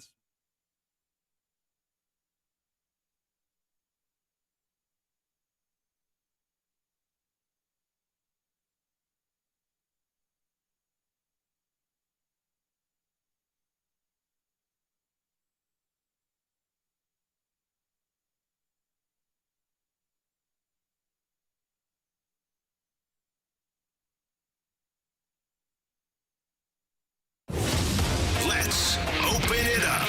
The Junk Drawer is presented by Bet365. With Bet365 early payout, you win even if they lose. Get paid out instantly when your team goes up big, even if they blow the lead later. Bet365. Winning. Video here captured several of the self-driving cars just clogging up a neighborhood cul-de-sac. The people living in the Northwest Atlanta neighborhood say dozens end up circling. I'll throw to that here in just a minute. Alongside Alex, I'm BK. It's BK and Ferrario here on 101 ESPN. That's my mistake, not you, Eric. I didn't tell you. So let's dive into the junk drawer here on BK and Ferrario. Alex, I was perusing around on social media yesterday, and you know I have a healthy skepticism about AI. If you want to talk to me about data centers, boy, we can have a long conversation. We will not do that here today. There is a documentary that I saved in my queue called Dads Against AI, and I am fascinated to watch it this weekend. Yeah, so there's a lot that we could get into here, but beyond that, I am all in on Waymos, the self-driven cars. Oh, yeah. I think those are great. But I got a little leery yesterday when I saw this report from an Atlanta news station. Go ahead and take a listen. Video here captured several of the self-driving cars just clogging up a neighborhood cul-de-sac.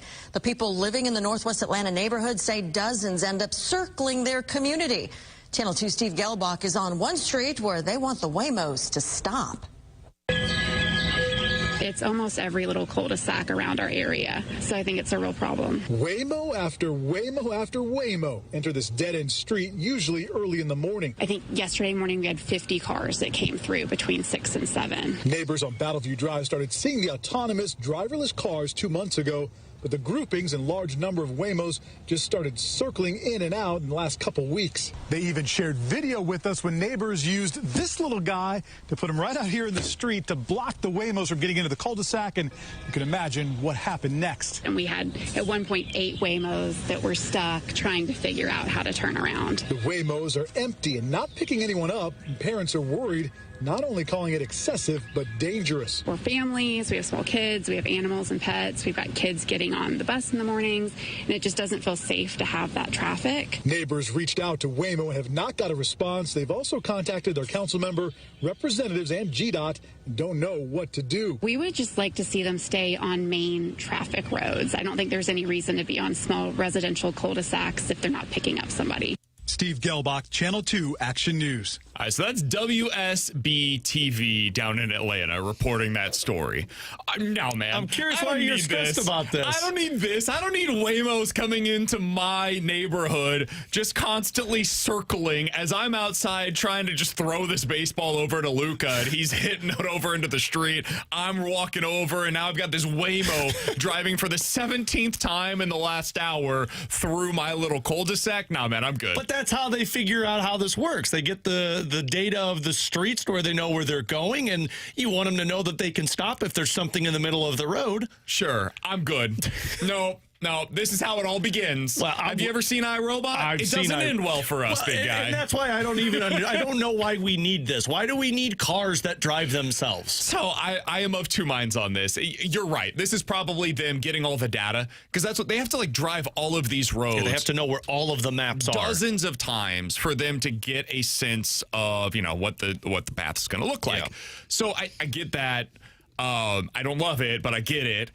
And I do like the idea of a self-driven car in some of these situations. Like if I'm calling an Uber at night, I've been drinking, whatever, I'm fine with that. I can ride in there on my own. I've got no issues. My wife, Kara, does not like doing that. If she is going to a different city, for example, and she's meeting up with some friends and she's leaving the airport to go to whatever, she is very much uncomfortable with the idea of being in an Uber with somebody else that she's unaware of. I would be too. Waymo is quite different in that you don't have to worry about that. Maybe there are people that have fear of the self-driven car. That's totally fair. I'm not telling you got to be comfortable with that. But for somebody like my wife, who's in that situation, she would be far more comfortable in a self-driven car with nobody else that she has to worry about.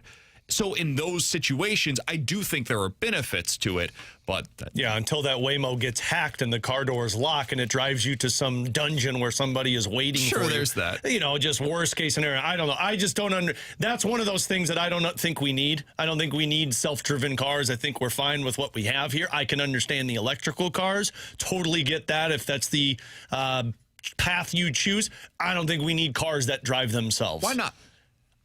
I just because just as much we're liable to get into accidents ourselves, I think the human side of it can control that versus a robot. We are more prone to mistakes than these cars are. I don't trust that. I don't trust that. You could say that all you want, but all it takes is one of those things that just doesn't calculate it correctly and does what Michael Scott did. We're right over here by Olive. How many accidents do we see every day? Driving home on 270, I see accidents all the time. The other day I was driving home, I mentioned this, we were coming home from the Cardinals game, and these jack-you-know-whats are going 100 miles an hour down I-70, weaving in and out of traffic without using any kind of turn signals. Like, it's crazy the way that some people drive. You go downtown, and some people will just be driving down a main street, main corridor, not on the highway, just main street. They'll go 60, 65 miles an hour, flying through stoplights, all these different things. That's human error. That's people that are making those huge, egregious mistakes that are putting not only themselves, but other people in danger, in harm's way. That's not happening with these Waymos. No. They make mistakes. Don't get me wrong. These things are not perfect. But I think those mistakes that people are making and driving and why there's so much human error is because of technology. It's because of the phone. It's because people are using their phones while they're driving. And totally agree, that. But with a self-driven car, we don't have to worry about that. Maybe. I could be wrong. I don't trust it. It makes me real skeezed out of a self-driving car, and it's just because I don't know who's operating this thing. I don't know who's in control of it. I'd much rather be in control when I'm driving, that if an accident happens, it's on me, rather than something happening to me that somebody else was in charge of. How do you feel when you get onto a plane with a pilot? I despise planes. Okay. But it's not because I'm worried about the pilot in charge of it. I just don't like planes in general. Like, if you gave me two options to travel, and this is the conversation Katie and I are arguing with right now because we're going to Disney in January with our girls. She wants to fly, and I said I'd much rather drive. And she's like, you don't want to do that. And you're probably right. I don't want to drive with 3 kids under the age of 5 to Orlando. But I would much rather me be in charge than me getting on a plane with all of us. And it's just, I don't know. It's one of those safety things that I know you're like that as well. If an accident happens, I want to be the reason it happens, and I controlled it rather than somebody else controlling it for me. From the 314, even if some cars are automated, it doesn't remove the human you-know-whats from the road, totally. And we also had, I think it was Splashback Deuce over in the YouTube chat who said, unless every vehicle is self-driving and can coordinate, self-driving cars and human driving cars don't mix. Totally fair. And that is something that I do wonder, because the biggest thing for these self-driven cars is like they need to be able to see everything else that's coming. And in a climate like St. Louis, it's very difficult for them to see things in the winter when it's snowing, for example. That can mess with their sensors. And there are issues with these things. I'm certainly not somebody that is fully gung-ho. I just see for some of it the use and the benefit of having this stuff. Like Uber versus Waymo, which one would I be more prone to use? I'd probably lean more towards Uber. I'm with you, Alex. But there are also a lot of people that don't like talking to somebody else that's in the car, so they would lean towards Waymo for that reason. And beyond that, there are people like my wife who just like in certain situations, you're going out, you've had a few drinks, you just want to get home safely, and you can't drive yourself because you've been drinking, and you would prefer not to get into a car with a stranger that you've never met. So in that situation, the Waymo certainly would be the way to go. So I find it really interesting. But when I saw that, that particular news story the other night. I was like, oh, God. That's like, remember when everyone was... Oh, boy, here we go. Remember when everyone was up in arms because Google Streets had all these cars driving by people's houses and taking pictures of them for the Google Maps and whatnot? That seems like what this Waymo is now.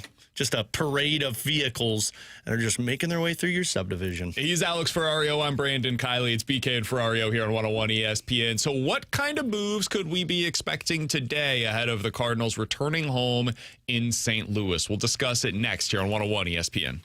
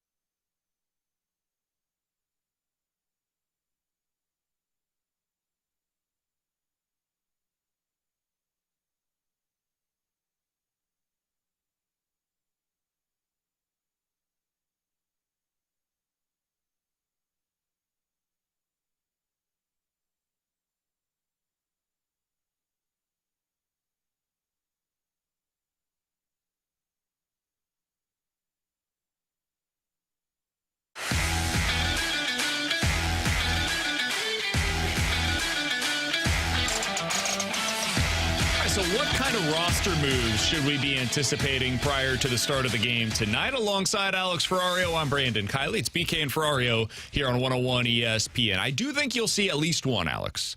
My guess is Matt Bouchard will be back on the roster by the time that we start this game tonight. His time down in the minors is coming to an end. He is finishing up his rehab assignment down there in 13 innings. He has a 3.5 ERA. He's a righty reliever. He's a guy that can come up. They got him in the Rule 5, and I believe he can help you up here.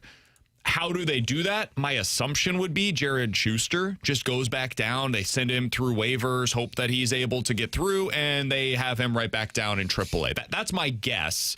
As a starting point, do you think that's the way that things go for their bullpen to get an extra fresh arm there? Yeah, it would make sense, and that would be the most logical way to go with Schuster. And I mean, there's a couple of other, Brule's another one that you could do if you wanted to go that path. But Schuster, you haven't seen a whole lot of, and if Bouchard's ready to go, that would be the logical move to upgrade your bullpen with a fresher arm. Do you think we get another move? I think there should be another move. I think Sajacy should be down. I mean, you saw it yesterday. He was used in a pinch run situation. It's the only reason he's on this roster. Now, I'll be curious if they feel like Blaze. We already talked about the Jimmy Crooks side of things, and there's a reason why they're not bringing Jimmy Crooks up, and I don't think they're going to play Jimmy Crooks behind the plate, which tells me the Cardinals aren't going to bring him up. So really it comes down to, is Ramon Urias ready, which doesn't sound like he is, and do they feel like Blaze Jordan is ready to play, and can he play third base? I mean, Gorman had an RBI yesterday. He picked up a hit. We kind of know what he is. So are they comfortable with just continuing to roll with Nolan Gorman until Urias is ready in a week? Or do they view bringing Blaze Jordan in? I would just put Blaze Jordan into this spot. Even if he's not playing third base on a consistent level, you could use him as a DH option. You could just see what the bat looks like. I said this yesterday to you. There is no harm in bringing a guy up for a week to see what it looks like. Now, I know you're burning an option in that sense, but I don't really know if that's something that you have to be worried about with Blaze Jordan like you would with Joshua Baez. Blaze Jordan is hitting with power. He's got the ability to change the dynamic of your lineup if he's good for you, and he's a right-handed bat. So to answer your question long-winded, yeah, I would send Sajacy down and bring Blaze Jordan up until Ramon Urias is ready to play. That's the way I would approach it as well. And I think there's a couple of different things that play into this. One, when Palante or McGreevy are on the mound, that opens up the DH spot that day. And when the DH spot is open, I think you could just have Blaze Jordan in that spot. Yeah. And he'd just be your DH on those 2 days out of every 5. So that already is one spot where you can get him opportunities. And then against left-handed pitchers like Noah Cameron, who's on the mound for the Royals tomorrow night, and Mason Montgomery, who is scheduled to be on the mound for the Pirates next Wednesday, you can also have him in the lineup against them. Yeah. So Montgomery is on the mound when they're going up against McGreevy. So that's already a day where you would expect to have, in this scenario, Blaze Jordan in the lineup. I have just found a way to get him into the lineup in 3 of your next 5 games. And that is doing so without really having to put anybody else on the bench. I'm just basically taking out Pages on days where you have Ivan Herrera behind the plate. I think everybody's cool with that. And then against left-handed pitchers, the way that you make this work is you probably see him in there instead of like Gorman. And you have an opportunity where like he's your third baseman for 1 day out of every 5. Yeah. I think that's fine. Yeah. So I would make the move. If they were to decide against it, my guess is what they would tell us. There just wasn't enough playing time. But I think there is, man. Yeah. I think there's an opportunity. I think saying there's not enough playing time is not to be cruel, but I think it's just an excuse not to bring them up yet. I think it's just, look, we want to keep the guys here so we can see them. And I don't think there's anything wrong with that. If you just want to say, we want to see more of Nolan Gorman and we're going to keep putting him into that spot, we're going to keep putting Victor Scott in the lineup to see if he can break through whatever slump that he has gone through this season. And Sajacy will get his playing time when he can. And that's what BT told us, where it's like, look, Ollie even said it's just tough because it's hard to find opportunities for this guy. It's not, because there was an opportunity for him to play yesterday, and they said he's just not good enough to be in the lineup. And that's fine if they feel that way. I just don't understand why you don't want to give Blaze Jordan a look. If he's done everything you need him to do, you acquired him last season, put him in a position to see what it looks like. And if it doesn't look good, then he just goes right back down and when Ramon Urias is ready to play. Or he's used the same way Thomas Sajacy is used. And this goes back to the conversation that we've had about Sajacy, about Nathan Church, about Cesar Prieto, about Pozo. Some of these guys, this is going to be their role. And for a guy like Blaze Jordan, I think this is his long-term role with you. I don't think, especially early in his career, he's going to be an everyday starter. I don't think he's a guy like, who's he unseating? Is he taking over for Alec Burleson? Do you think this is an organization, given the way that they value defense, that's going to start him every day at third base? No. Do you think that he's going to be able to carve out a DH spot every day over Ivan Herrera? Or Rainiel Rodriguez whenever he gets here? Probably not. So what is the role going to be for him when he's fully formed and a consistent member of the lineup? It is probably as a utility guy, where one day he's playing first, another day he's playing third, he goes to DH, maybe he gets some time in the outfield if you decide you want to try that out with him. I just think this is what it's going to have to be long term. And they were so hesitant to make this kind of a move with a Thomas Sajacy. There's a 40-man move that will have to be made as well. And maybe that's another thing to take into account here, Alex, is if they don't make this move, maybe that's telling you, hey, we don't want to make the 40-man move when we know this is probably only going to be a decision that we're making for the next month. Which just tells you that, I mean, because it's not just for the month. I mean, you're going to use, you would imagine, Blaze Jordan at some point, right? Like, you'd want to put that guy on your 40-man roster. Versus a Brian Torres who has been on this roster and we haven't even seen once. Torres is the one that I think makes the most sense. Torres is a He's like 28 years old down in AAA. He's putting up good numbers this season. Also put up good numbers last year down at AA. But what are the odds of this guy ever impacting you at the major league level if he's not getting opportunities over the current outfielders that are here? And again, look at your outfield with Walker, with Scott, with Nootbaar when he returns, Nathan Church. You have Joshua Baez coming up through the system. You have a Fermin that you like to use in that outfield spot. You don't have playing opportunities now or in the future for him. And even when Lars Nootbaar is ready, or Ramon Urias, who's going to be the sooner one that's ready for you. Well, if Ramon Urias is ready and Blaze Jordan is hitting, well, then Cesar Prieto goes back down. I mean, it's just... I don't understand why you wouldn't want to see what a guy has to offer if he's doing it in AAA. We got this from the 636. If you're going to trade for these guys and they do everything you ask, guys in Major League Baseball aren't hitting, then why wouldn't you give them the opportunity? Why trade for him to never call him up whenever he's crushing it? I mean, he's been here for like 5 minutes. Yeah, I was going to say, they acquired him last year at the end of the season, didn't they? They just got him. He's 23 years old. It's not as though he's dying on the vine down there. He's not Luke and Baker. This is not a situation where he is now where Torres is currently, where he's 28 years old and he's at AAA for the first time, and you're still not seeing him after he's been crushing the ball down there. That's not what's happening with Blaze Jordan. Jordan has also cooled down a little bit recently, where he's only hitting .231, does not have any extra base hits over the course of the last week.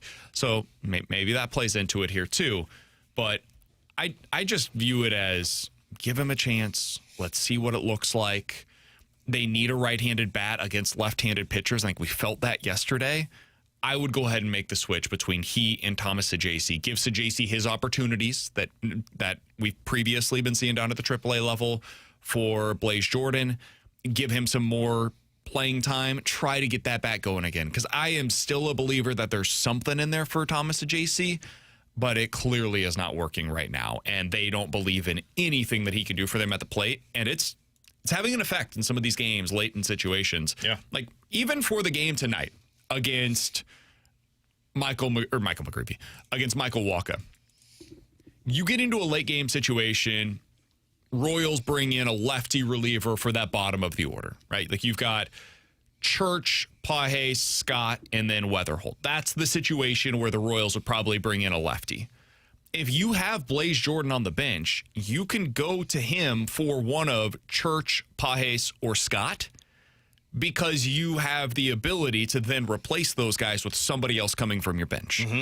So even for those situations where you've got a righty starter that day, you can still find use for a player like Blaze Jordan where you're not finding that use for Thomas Sajaci right now. Let's be very honest, though. Pozo is the one that gets called on first in that scenario. Right? I think Pozo probably comes in for Pages, maybe. Yeah. But you could also use both. Well, that's could the thing. Be a situation where, like, hey, Pozo comes in for Nathan Church, you burn him, and then you bring in Jose Fermin. And then later in that same inning, you potentially bring in Pozo. You get two pinch hitters, or Blaze Jordan for Victor Scott. Yeah, you get two guys in there that can do damage in that scenario. And again, that's the whole point of having a Blaze Jordan, is to see what it looks like. And guess what? If you do it 5 times and it doesn't work, well, now you know. And now Blaze Jordan knows what he needs to work on and go back to the minor leagues. Like, that's the development side of it that I understand you have to be cautious with the options, and I understand you don't want to make 40-man roster decisions that could hurt yourself. But when it comes to a Brian Torres and with a Blaze Jordan, I don't understand that side of it, because that's the development steps you'd like to take for a guy that's already in AAA. He's Alex Ferrario. I'm Brandon Kiley. In 15 minutes, we'll get into One's Gotta Go. You give us 4 different options. We'll tell you which one's got to go here on BK and Ferrario. But next, I want to revisit some of our conversation from earlier today with, in my opinion, one of the best NHL analysts in the business. Craig Button joined us here on BK and Ferrario. We'll play you some of the best of, give our reaction to it next here on 101 ESPN.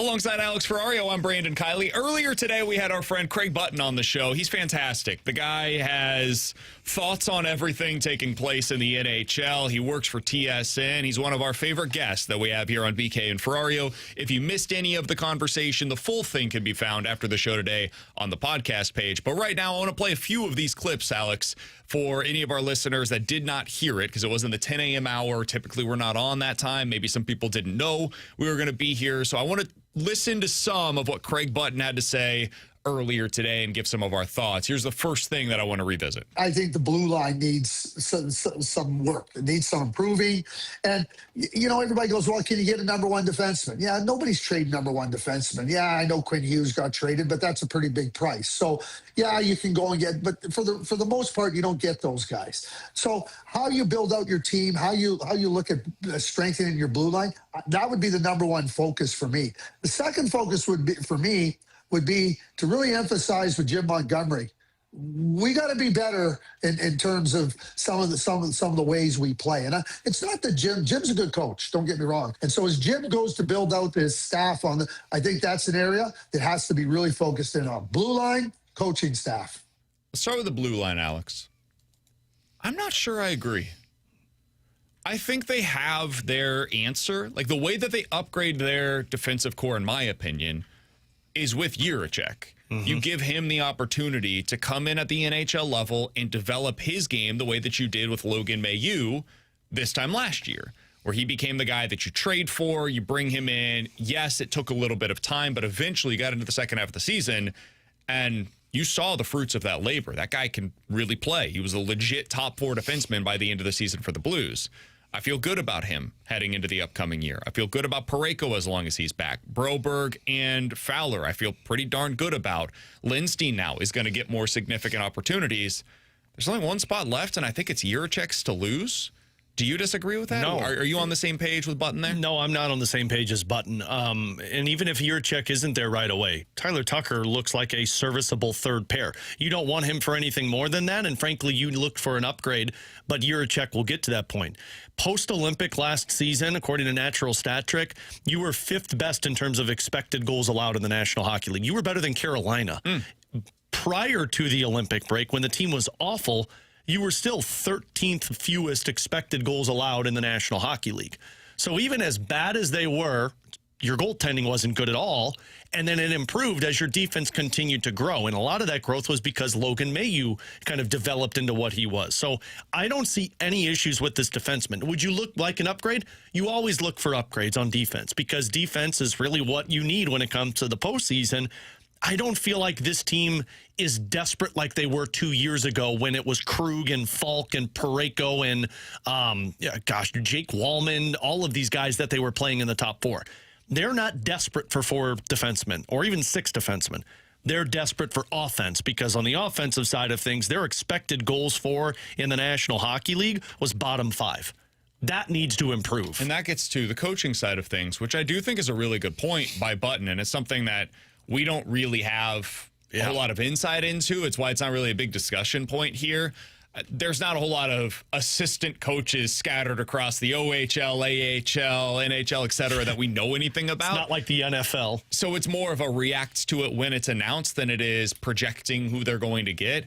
But yeah, I think this is a staff that clearly, and the Blues obviously agreed with this, it needed some changes. And now we're going to see how that plays out in the offseason. To me, the biggest place where I would look at that is the power play. Yep. This is a power play that has just been stagnant for years. Some of that is personnel, no doubt about it. I would imagine at least a piece of that, though, is what they're doing schematically. So hopefully they're able to get an improvement there. It's funny, too, because if you look at the power plays right now in the playoffs, here are the top 5 teams in the playoffs on power play percentage. Dallas, eliminated in the first round. Anaheim, just eliminated by Vegas. Edmonton, eliminated in the first round. Vegas, and then Montreal. And then LA is right there as well. So 4 of the top 6 have all been eliminated, with 2 of them advancing and 1 of them potentially advancing. So power play is good. It's just not the end-all, be-all, but that's why you want somebody that's really good at it. It's an asset that you really need. I think you got to hone in on 2 things here. You got to go find somebody that can help your 5-on-5 offense and your power play offense, and you've got to find somebody who can continue to develop your defensemen, because the development of Mayu, Jiricek, Lindstein, and honestly Broberg is going to be critical for this team moving forward. All right, let's hear more from Craig Button earlier today. Depending on how you want to build out your team, you know, the player they're going to draft at 2, that they got to 2, like, I don't think that's the guy that's going to come in and make an immediate impact. Can they play? Yeah, probably. He gets the right support. But everybody, the players that they could get 11, 15, I think could really form into really good players. And I think that they could go a lot of different directions with that pick. It's, again, I don't see like this top end that's worth overpaying. And maybe overpaying is the wrong way, but paying a significant price. So that's something that we've been talking a lot about. Everybody's going to have a different perspective on it, but Button is certainly plugged in when it comes to the upcoming draft. If we reset this thing, Alex, as we've had more conversations with people across the league, how are you feeling about the possibility of moving up in this year's class? I think there's 2 guys, and Doug talked about this with us when we had him on, of like they tier them off into tier 1, these are who you'd go for, tier 2, these are who you'd go for. I think there's 2 guys, in my opinion, that I would have in tier 1 that I'd want to go for, and it's Ivar Stenberg and Caleb Malholtra. Because I don't think you're getting Gavin McKenna. If Toronto views him as number 1, you're not getting the number 1 pick. But Stenberg and Malholtra, I would try and get aggressive for, because I do think those guys are difference makers. Beyond that, I don't think I'm moving up significantly in the draft, because just looking at the guys that are mocked around 11, you're talking Ty Lawrence, Vigo Bjork, Ethan Belkes, you've got Oliver Savanto and Nikita Klepov. All of these guys are kind of can be top-line players, but maybe second-line players. And all of those guys are going to be available for you between like 8 and 13. It's just, who do you admire most and who do you think gets to the ceiling faster? That's what you go for. But in all reality, there are going to be teams that go deep into the draft that pick early on. You could be getting 2 of those guys at 11 through 15. That's what I was going to get to, is I think that based upon everybody's scouting reports and what we're hearing from all these people, man, it feels like the gap between what you're going to get at 5 and what you're going to get at 15 is just not that significant. So I'd rather have 2 different shots at 11 and 15 as opposed to 1 shot at one of those guys at 5 overall. If you can get into the top 3, maybe it's a different conversation. And maybe one of those defensemen is really what you're looking for there. And that changes the outlook for you 2, 3, 4 years down the road. But especially on the forward side of things, it sure seems like the gap between 3 and 15 is just not that significant this year. I just wait. And here's the other thing you could do. You can use 15 to move up to like 12 or 13 and take another player. Like, this is what they did when they drafted Tarasenko in 2010. Their pick was 14th, Jaden Schwartz. And then they saw that Tarasenko was still there, and they traded a young defensive prospect in David Rundblad to get the 16th overall pick and draft Vladimir Tarasenko. So let's say you get the guy you want at number 11, and then there's another guy that's like, hey, we deem this guy good to be at 11 as well. You could trade with New Jersey. That's where maybe a Pius Suter trade comes into play, or maybe a minor league guy with your 15th overall pick to go get the 12th overall pick and get another really good player. I will say this. It sure seems like it's a pretty good draft. Like, maybe it's not an elite one at the top, but it seems like they're going to get good players at 11 and 15. Sure.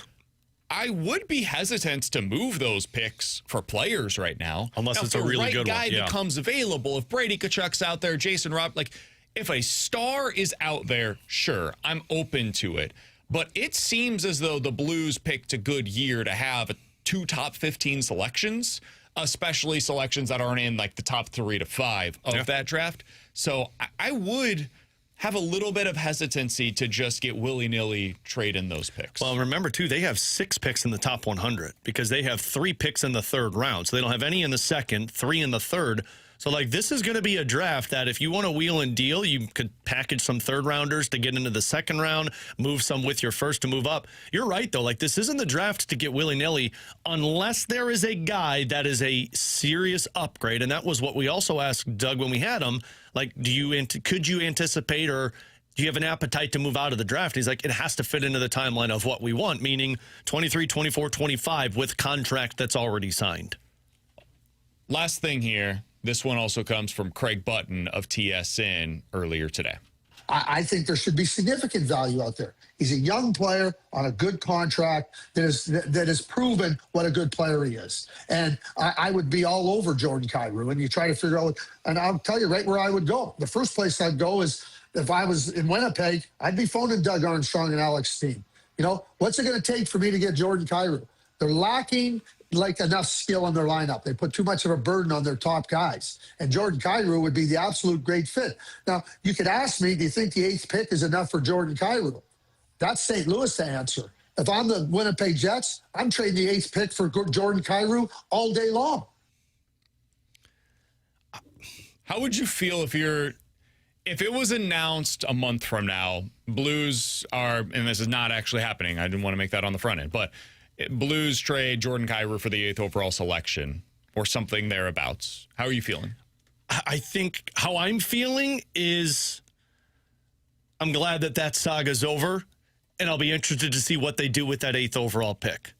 I think Blues fans would be happy that he's gone, but there will be a part of me that's like, man, was that enough?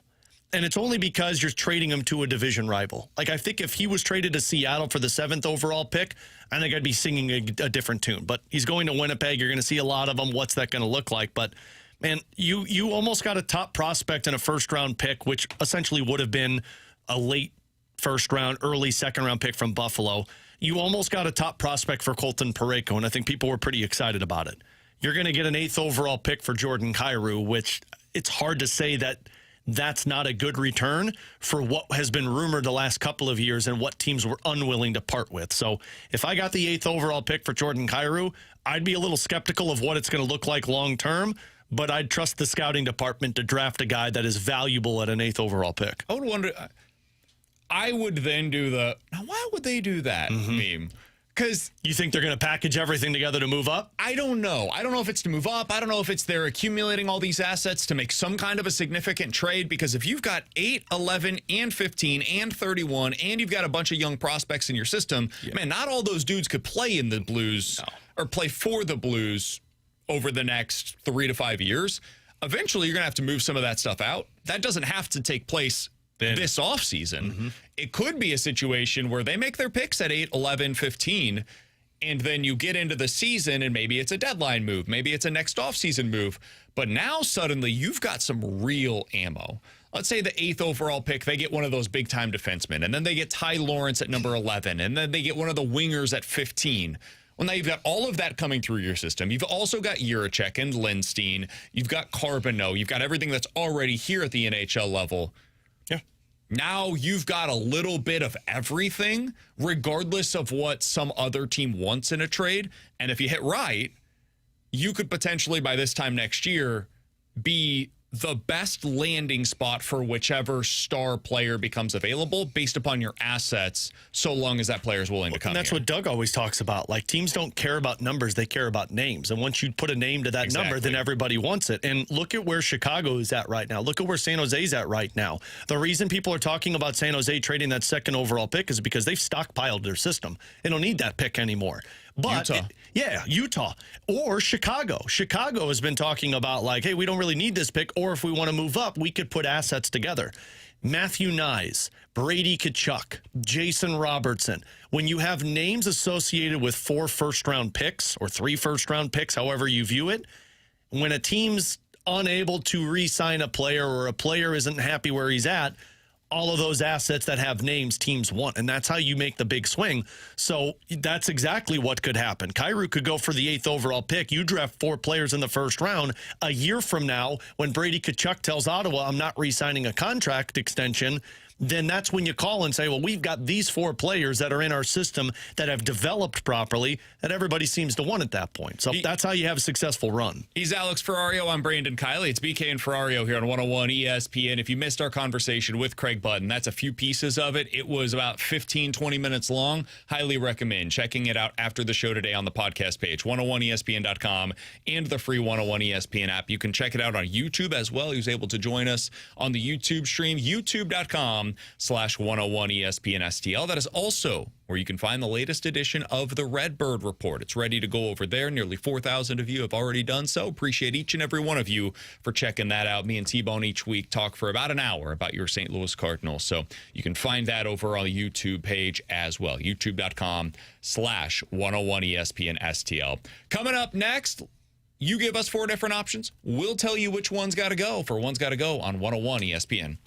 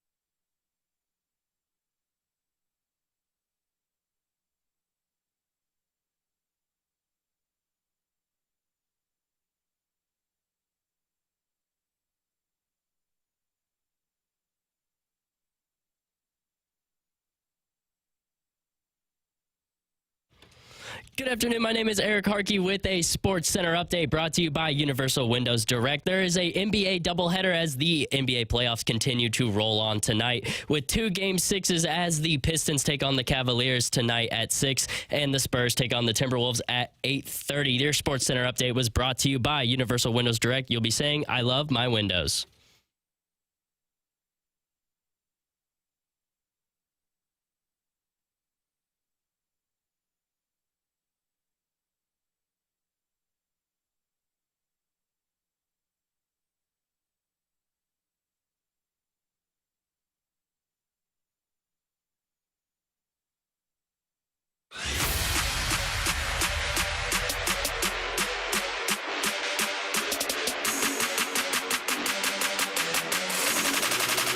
Count that big pen. 314-399-9646. That is the Air Comfort Service text line for One's Gotta Go. You give us 4 different options. We'll tell you which one's got to go here on 101 ESPN.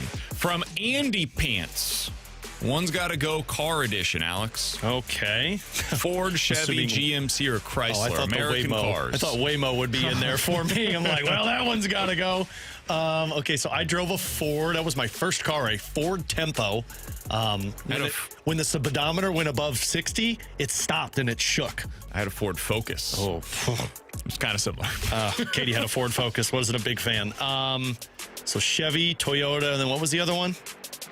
Chevy, GMC, and Chrysler. GMC. Oh, Chrysler. Okay, so I drove it. I'll get rid of Chrysler. I never drove a Chrysler. I had a GMC Terrain. That was the one that I had before the one we're driving now. So I'll get rid of the Chrysler. I've never had one. I do like the look of that Chrysler 300. Yeah. Yeah. PT Cruiser. PT Cruiser. My dad has a PT Cruiser. Did you do the PT Cruiser Bruiser? Oh, yeah, used to punch people when they walk. Yeah. Oh, Woody? God. Yep. As well. Slug bugs used to do those. God, we were so dumb back in the 90s. Because I had a bad experience with my Ford Focus, I'll probably go with the Ford. Katie did too. I've always said, though, I kind of like that F-150, man. Oh, yeah. Nice. See, God, I always want to get a truck, but I just tell Katie every time, I'm just not a truck person. Yeah. I can't pull it off. I don't like go buy a ton of stuff. I know. You met me? Although I will say when I built my wife this standing porch swing for Mother's Day, I went to Home Depot. Oh, yeah. Well, yeah, Mother's Day was on this past Sunday, so she got it. Oh, God. I was like, wait a second. Have you already shown her? No, yeah, she sees it. But I went to Home Depot and I bought all of the wood for it. You talk about feeling out of place. I'm like, I don't belong here, but I'm going to try and pull this one off. And then I put it all into my minivan, and I'm like, All right, one's Probably got to should have a go grilling edition. Steak, hamburger, hot dog, or salmon? Which one's got to go, Alex? It's got to be hamburger. I think the other ones aren't good unless you grill them. Unless you boil hot dogs. I think they're saying, like, if you're grilling, which one of these would you not want to grill? Yeah, I'd do the hamburger. I'd find a different way to do the burger. I actually do burger on the stovetop now. Oh, really? Yeah, it's just easier because I could do smash burgers on the grill top or on the stovetop. It's like, what are you going to do with the steak if you're not doing it on the grill?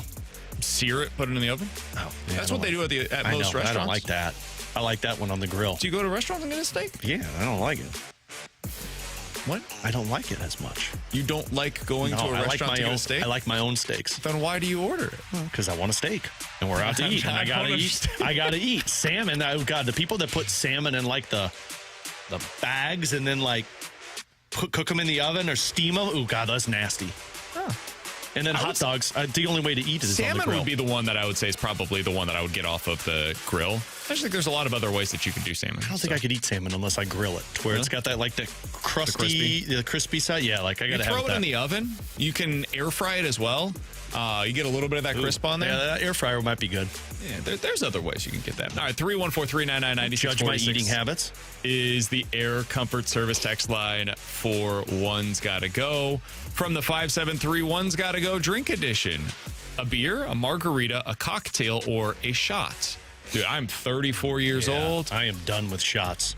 You won't see me taking a whole lot of shots unless I am with a whole lot of friends and we are out at a bar together. But beyond that, it is a rarity where I'm taking a shot of something, so that's the one that's got to go. As the great Roger Murtaugh said in Lethal Weapon, I'm too old for that ish. I'm done with shots. I don't like those anymore. 314-399-9646 is the Air Comfort Service text line. One's got to go donut edition. Oh, chocolate, baby.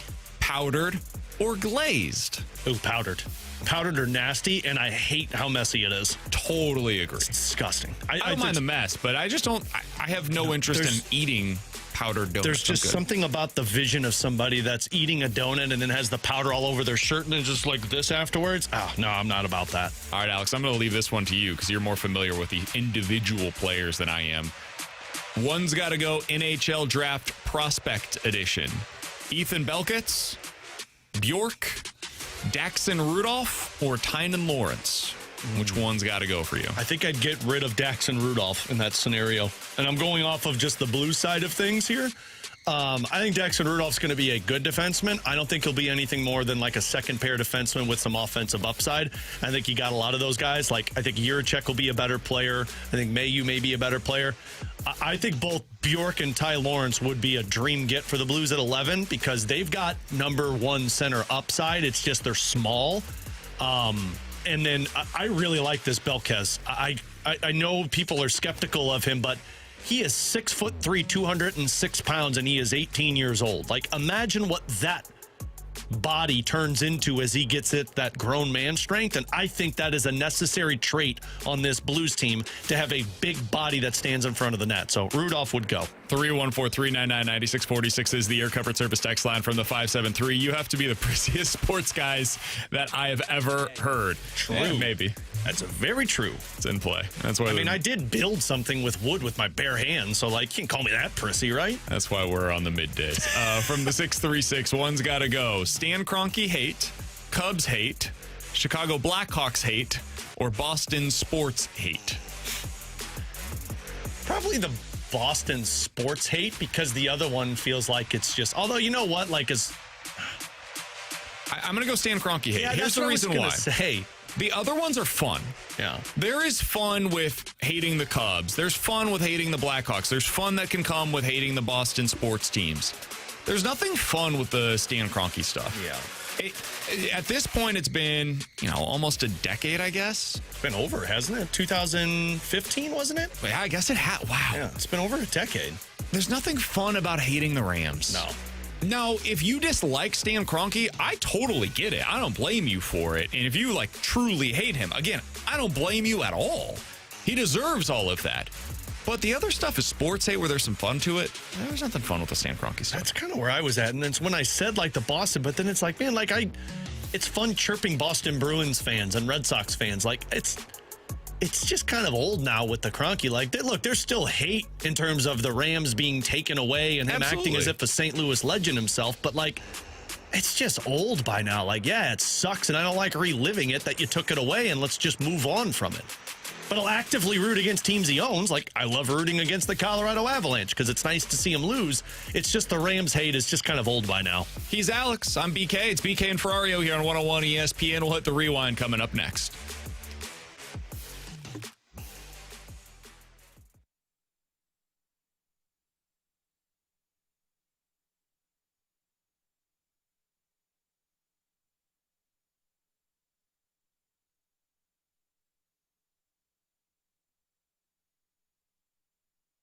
Spring is here, and as the weather heats up, the sports action heats up at Circus.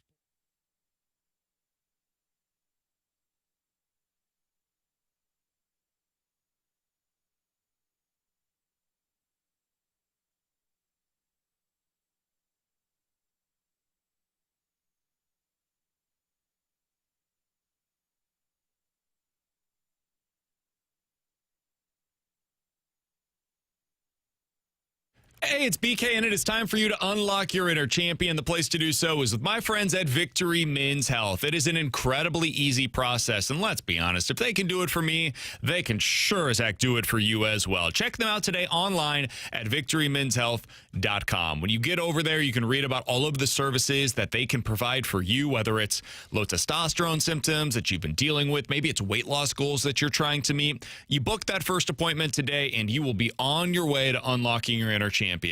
In that first appointment, you'll have a consultation with a licensed medical provider. They'll do some lab work for you. They'll find out where all of your different levels are at. That's what I did when I went in there for the first time. And then I found out I'm pretty deficient in some of these different areas. They were able to put together a personalized plan for me. They will do the same thing for you. Check them out today online at victorymenshealth.com. That's where you book your first appointment. Put in your name, email, phone number, tell them BK with 101 ESPN sent you, and you are well on your way to unlocking that inner champion. It's Victory Men's Health and online at victorymenshealth.com.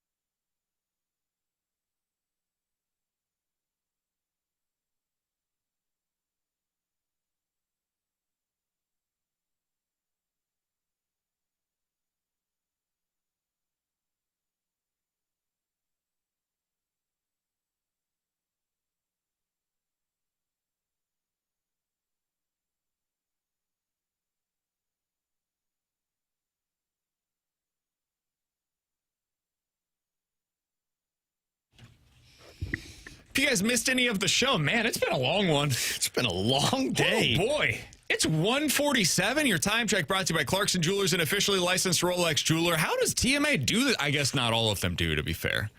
Nice. That uppercut on them? Yeah. Is that because they called us wusses and prissy in the last segment. In reality, we're not. Just get shots in where you can get them. If we're going to cover for the last hour of their show, we didn't find out until 24 hours ago that we were going to be doing and so. just assumed we'd be available for it. And do a little bit of a jab just in there. Assumed that we could just jump in whenever we need to. And guess what? We did, and I certainly That's a good teammate. Any time that we need it in the future, I'm sure they would do the same thing for us, Alex. Yeah, they'd go an extra hour and do 5 hours of sports talk radio. If you guys missed any of the show, podcast page is available for you. You can check it out over there. We had Mike McKenna, we had Craig Button, and Brad Thompson on with us earlier today. I think it's been a fun one. We've done a lot of talking, so if you guys want to hear our full thoughts on everything, that is the place where you can go to find it. Alex, the Cardinals yesterday wrapped up their road trip to the West Coast where they took on first the San Diego Padres and then the Athletics. That A's team, man, I think they're good. I do too. The rotation leaves a lot to be desired. They don't have great pitching. It's kind of a mirror image of the Cardinals, but maybe slightly more advanced in terms of where they're at in their build than where the Cardinals are at right now. That lineup is impressive, and it scared the hell out of me every time that you had to go up against Kurtz or Langoliers. The fact that you're able to get 2 out of 3 in that ballpark against that lineup, pretty impressive stuff by the Cardinals, especially the comeback nature of it yesterday. Well, and on the pitching side, because the over-under in that first game was set at 10.5, I think, and it didn't go over. None of the games went over 10 runs. It was just 10 was the most you got in that first one. So credit to the pitching side of things. And the fact that you just continue to pick up these series wins. I remember Ollie talking about this either last year or a couple of years ago, talking about just finding ways to win every series. And that's where you can put yourself into that playoff conversation. And I believe they've won 8 or 9 series so far this season. And when you think of the ones that they've won, when you talk about the Dodgers, when you talk about the A's, which I know it's the A's, but that's a damn good offensive group of players that you have to go through. You beat the Astros. You beat the Guardians. You have found ways to beat teams that at the beginning of the season, I don't think anybody expected the Cardinals to have competition with. And now you found ways to beat division leaders. You found ways to beat World Series contenders. And you keep and continue to put yourself in the position of, you could be a playoff team because you're beating teams that, honestly, at the beginning of the year, you had no business matching up against. This weekend, you're going up against the Kansas City Royals as the resident Royals guy. This feels like the Mizzou versus Slu conversation. You can't lose this series, man. No, you can. I always root for professional versus personal. This weekend, I would rather see the Cardinals win 2 out of 3 because it's good for us professionally. And it's regular season games, whatever. No. I meant KC is Slu and we're Mizzou. You can't lose this series. Gotcha. Because that's like losing to an A10 team, as you told us earlier. No doubt. So this weekend, you're going up against the Royals. They're just not very good right now, man. You're going to go up against a tough pitcher tonight. I don't need to tell Cardinals fans about Michael Wacha. You're familiar with his work. He's back to basically being the pitcher that he was early in his career for the Cardinals. That's the same guy that he is today. Great changeup, doesn't have big-time splits. It's going to be tough tonight to be able to score runs. The next 2 nights, a little different. Going up against Noah Cameron last year, he was awesome. This year, he has not been so awesome. And Kolek on Sunday, it just has not gone well for him so far in the major leagues. So I think the Cardinals should be able to take 2 out of 3 in this series, Alex. They had basically a getaway day lineup yesterday, so Burleson should be ready to go for this one. I'm feeling good going into it if I'm a Cardinals fan. I am too. And frankly, you hope, and I know they're difficult to do, but this seems like a series that you could sweep. I think the hardest one is going to be tonight against Michael Wacha. The interesting part of this is after every series, we'll talk about, like, what's the area you're looking at. I don't know what area I'm looking at for this one because it's not like the Kansas City Royals have a daunting offense, worrying about Bobby Witt Jr., and that's about it. And the pitching's been fine, but it's not anything that's going to strike fear into you. So I don't know if you learn a whole lot after this series. Pitching. I think you'll learn something on the pitching. Salvi's starting to get it going a little bit. Michael Garcia's having a good season. Vinny Pasquantino's heating up a little bit. Carter Jensen's had his moments lately. This lineup is... And you get Dustin May, Andre Palante, and Kyle Leahy in this series? Yeah, May, Leahy, and Palante. So you get to learn a little bit about those guys. Like, this should be one that you hope they have some success against. Exactly. So that's going to be the big test in this one. They don't have great pitching that you're going up against, and the lineup is not great, but they've got a few guys that, they can they can do some damage against you if you're not careful. So that'll be the big test to me going into this series is can your lineup put together crooked numbers enough to offset the likelihood that you're going to have a few moments where you get annoyed by what the Royals are able to do. And Bobby Witt Jr., if you're going out to the ballpark this weekend, if you haven't watched much of Bobby Witt Jr. in his career, he's unbelievable, man.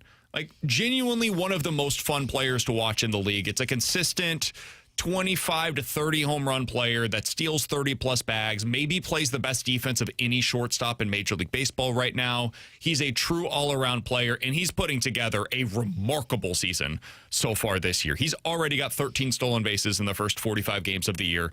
He's batting over 300. He's hitting for power. He's doing everything. So this is one of those guys. There aren't a ton of them in Major League Baseball. He's one of the guys that I would try to get out to the ballpark this weekend to see. I know I am going to the game tonight with the little guy. If you're interested in going, you can find some cheap seats. Actually, cheaper right now through the Cardinals than in the third party places. They've got a deal for tonight. It's like $15 upper deck. Dang, not bad, right? Yeah. So we were thinking about going on Sunday. We were either going to try and go this Sunday. I think they have them for Sunday as well. Or we're going to go on the Cubs Sunday one, which that's a little bit of a later evening one, but all the girls are done with school this week. So we were thinking about the Cubs one of going to that as well. Yeah, I'm looking forward to being out there tonight. And if you see me out there, he'll buy you a beer. I'd be happy to grab a beer for you. They've got the $5 beers up the top. No, he's going to buy you a draft. We'll go up there. It's a draft. No, it's a $5 draft. You either get Budweiser or Busch Light. You know where you can find me. It's the Crown Bar up in the You make him spend at Budweiser least $15 on you. If he's there, you make him spend. You get $5 pours, upper deck, happy to pay for you if I see you up there. Don't let him get away scot-free. Make him pay. All right, Alex, before we get out of here and pass things over to the fast lane coming up here in just a little bit, Cardinals have this series against the Royals. Do you think they make a roster move before the game tonight? And if so, how many? I think they make one roster move, and it's a bullpen arm. I don't think they make the roster move of going to get Blaze Jordan. As much as I think they should, I think they'll just stick with Sajaci because if they're looking at it, Ramon Urias is probably a week and a half away. They'll stick through it for a little bit longer and let Sajaci just kind of play that role later in the game. So I think it's just the bullpen arm and Matt Pushard for Schuster. That's my guess as well, is they don't make a move on the position player side of things. And I will be a little disappointed if that's the route they go. I will too. I don't think it's one of those where it's inexcusable. There have been moves in the past or a lack of moves in the past where it's like, what are you doing here? Last year I felt that way about Ryan Fernandez. Whereas like, I understand you're trying to develop a bullpen arm, but can we get real here for a minute? You can do that at AAA, and like this, you don't develop bullpen arms. Like, come on. Brandon Crawford a couple of years ago. Sure. It's like, what are we doing, guys? You just keep running him out there. He's stop. 38. There's no future in it. He's not having any success. Yeah, that's the kind of stuff that it's just almost inexcusable. I don't feel that way about this, but it would be disappointing. That would be the way that I would view it if they don't call up Blaze Jordan. It's just the development side of it to where it's like, man, when you see a guy that's having success, that's providing something that you'd like more of, which is slug and pop, and he's a right-handed bat that you could use in certain scenarios that you're not using the right-handed bat and forcing yourself to use lefties that aren't good against left-handed pitchers. It's just frustrating at the point where it's like, man, just give the kid a shot. I get the Jimmy Crook side of it because they're going to want to say that they get more reps behind the plate, and I don't think they're going to give that to him. But Blaze plays the position. He's played it well. He doesn't have an error yet at third base when he has played there for Memphis. Give him a shot if it's a week and a half to see what it looks like. I just would like to see if there is truly power there that you can say, okay, well, now you got an option at third base to create some competition for Nolan Gorman rather than just keep chugging Nolan Gorman out into that same position. Somebody on our text line just texted this in. I wish I would have seen this last night. You can do, like I'm seeing right here, you can get upper deck seats, $19 for tonight's game between the Royals and the Cardinals, and it's got $20 cards cash on it. So it's a $19 ticket. So I get a free ticket? I mean, you're paying the $19, but then when you go, you get $20 in Cardinals cash. I messed up. I didn't know that this was available to me. You done messed up. I already bought my $15 tickets for tonight. I could have had $20 in Cardinals cash. See, and you could have spent that $20 in Cardinals. They're basically paying you to go to the game. It is irresponsible for you not to go to the Cardinals game tonight with this kind of a deal available. My for two you. older girls have a dance recital, dress rehearsal tonight. They're going with Katie. I just may take the little one and me and her go tonight. It's irresponsible for you not to be there. Yeah, honestly, yes. If they're going to pay me to go, I think I'm going to go. He's Alex Ferrario. Fantastic. Eric did a fantastic job over the last few days filling in for Tanner Hendrickson. T-Bone will be in with us again on Monday. I hope you guys have a fantastic weekend. Again, I'll be out at the Cardinals game tonight. If you see me, feel free to say hello. Happy to grab a beer with you as well. Say hi while we're walking around out there at Busch Stadium. For Alex and Eric, I'm BK. We'll talk to you Monday. The Fast Lane's next year on 101 ESPN.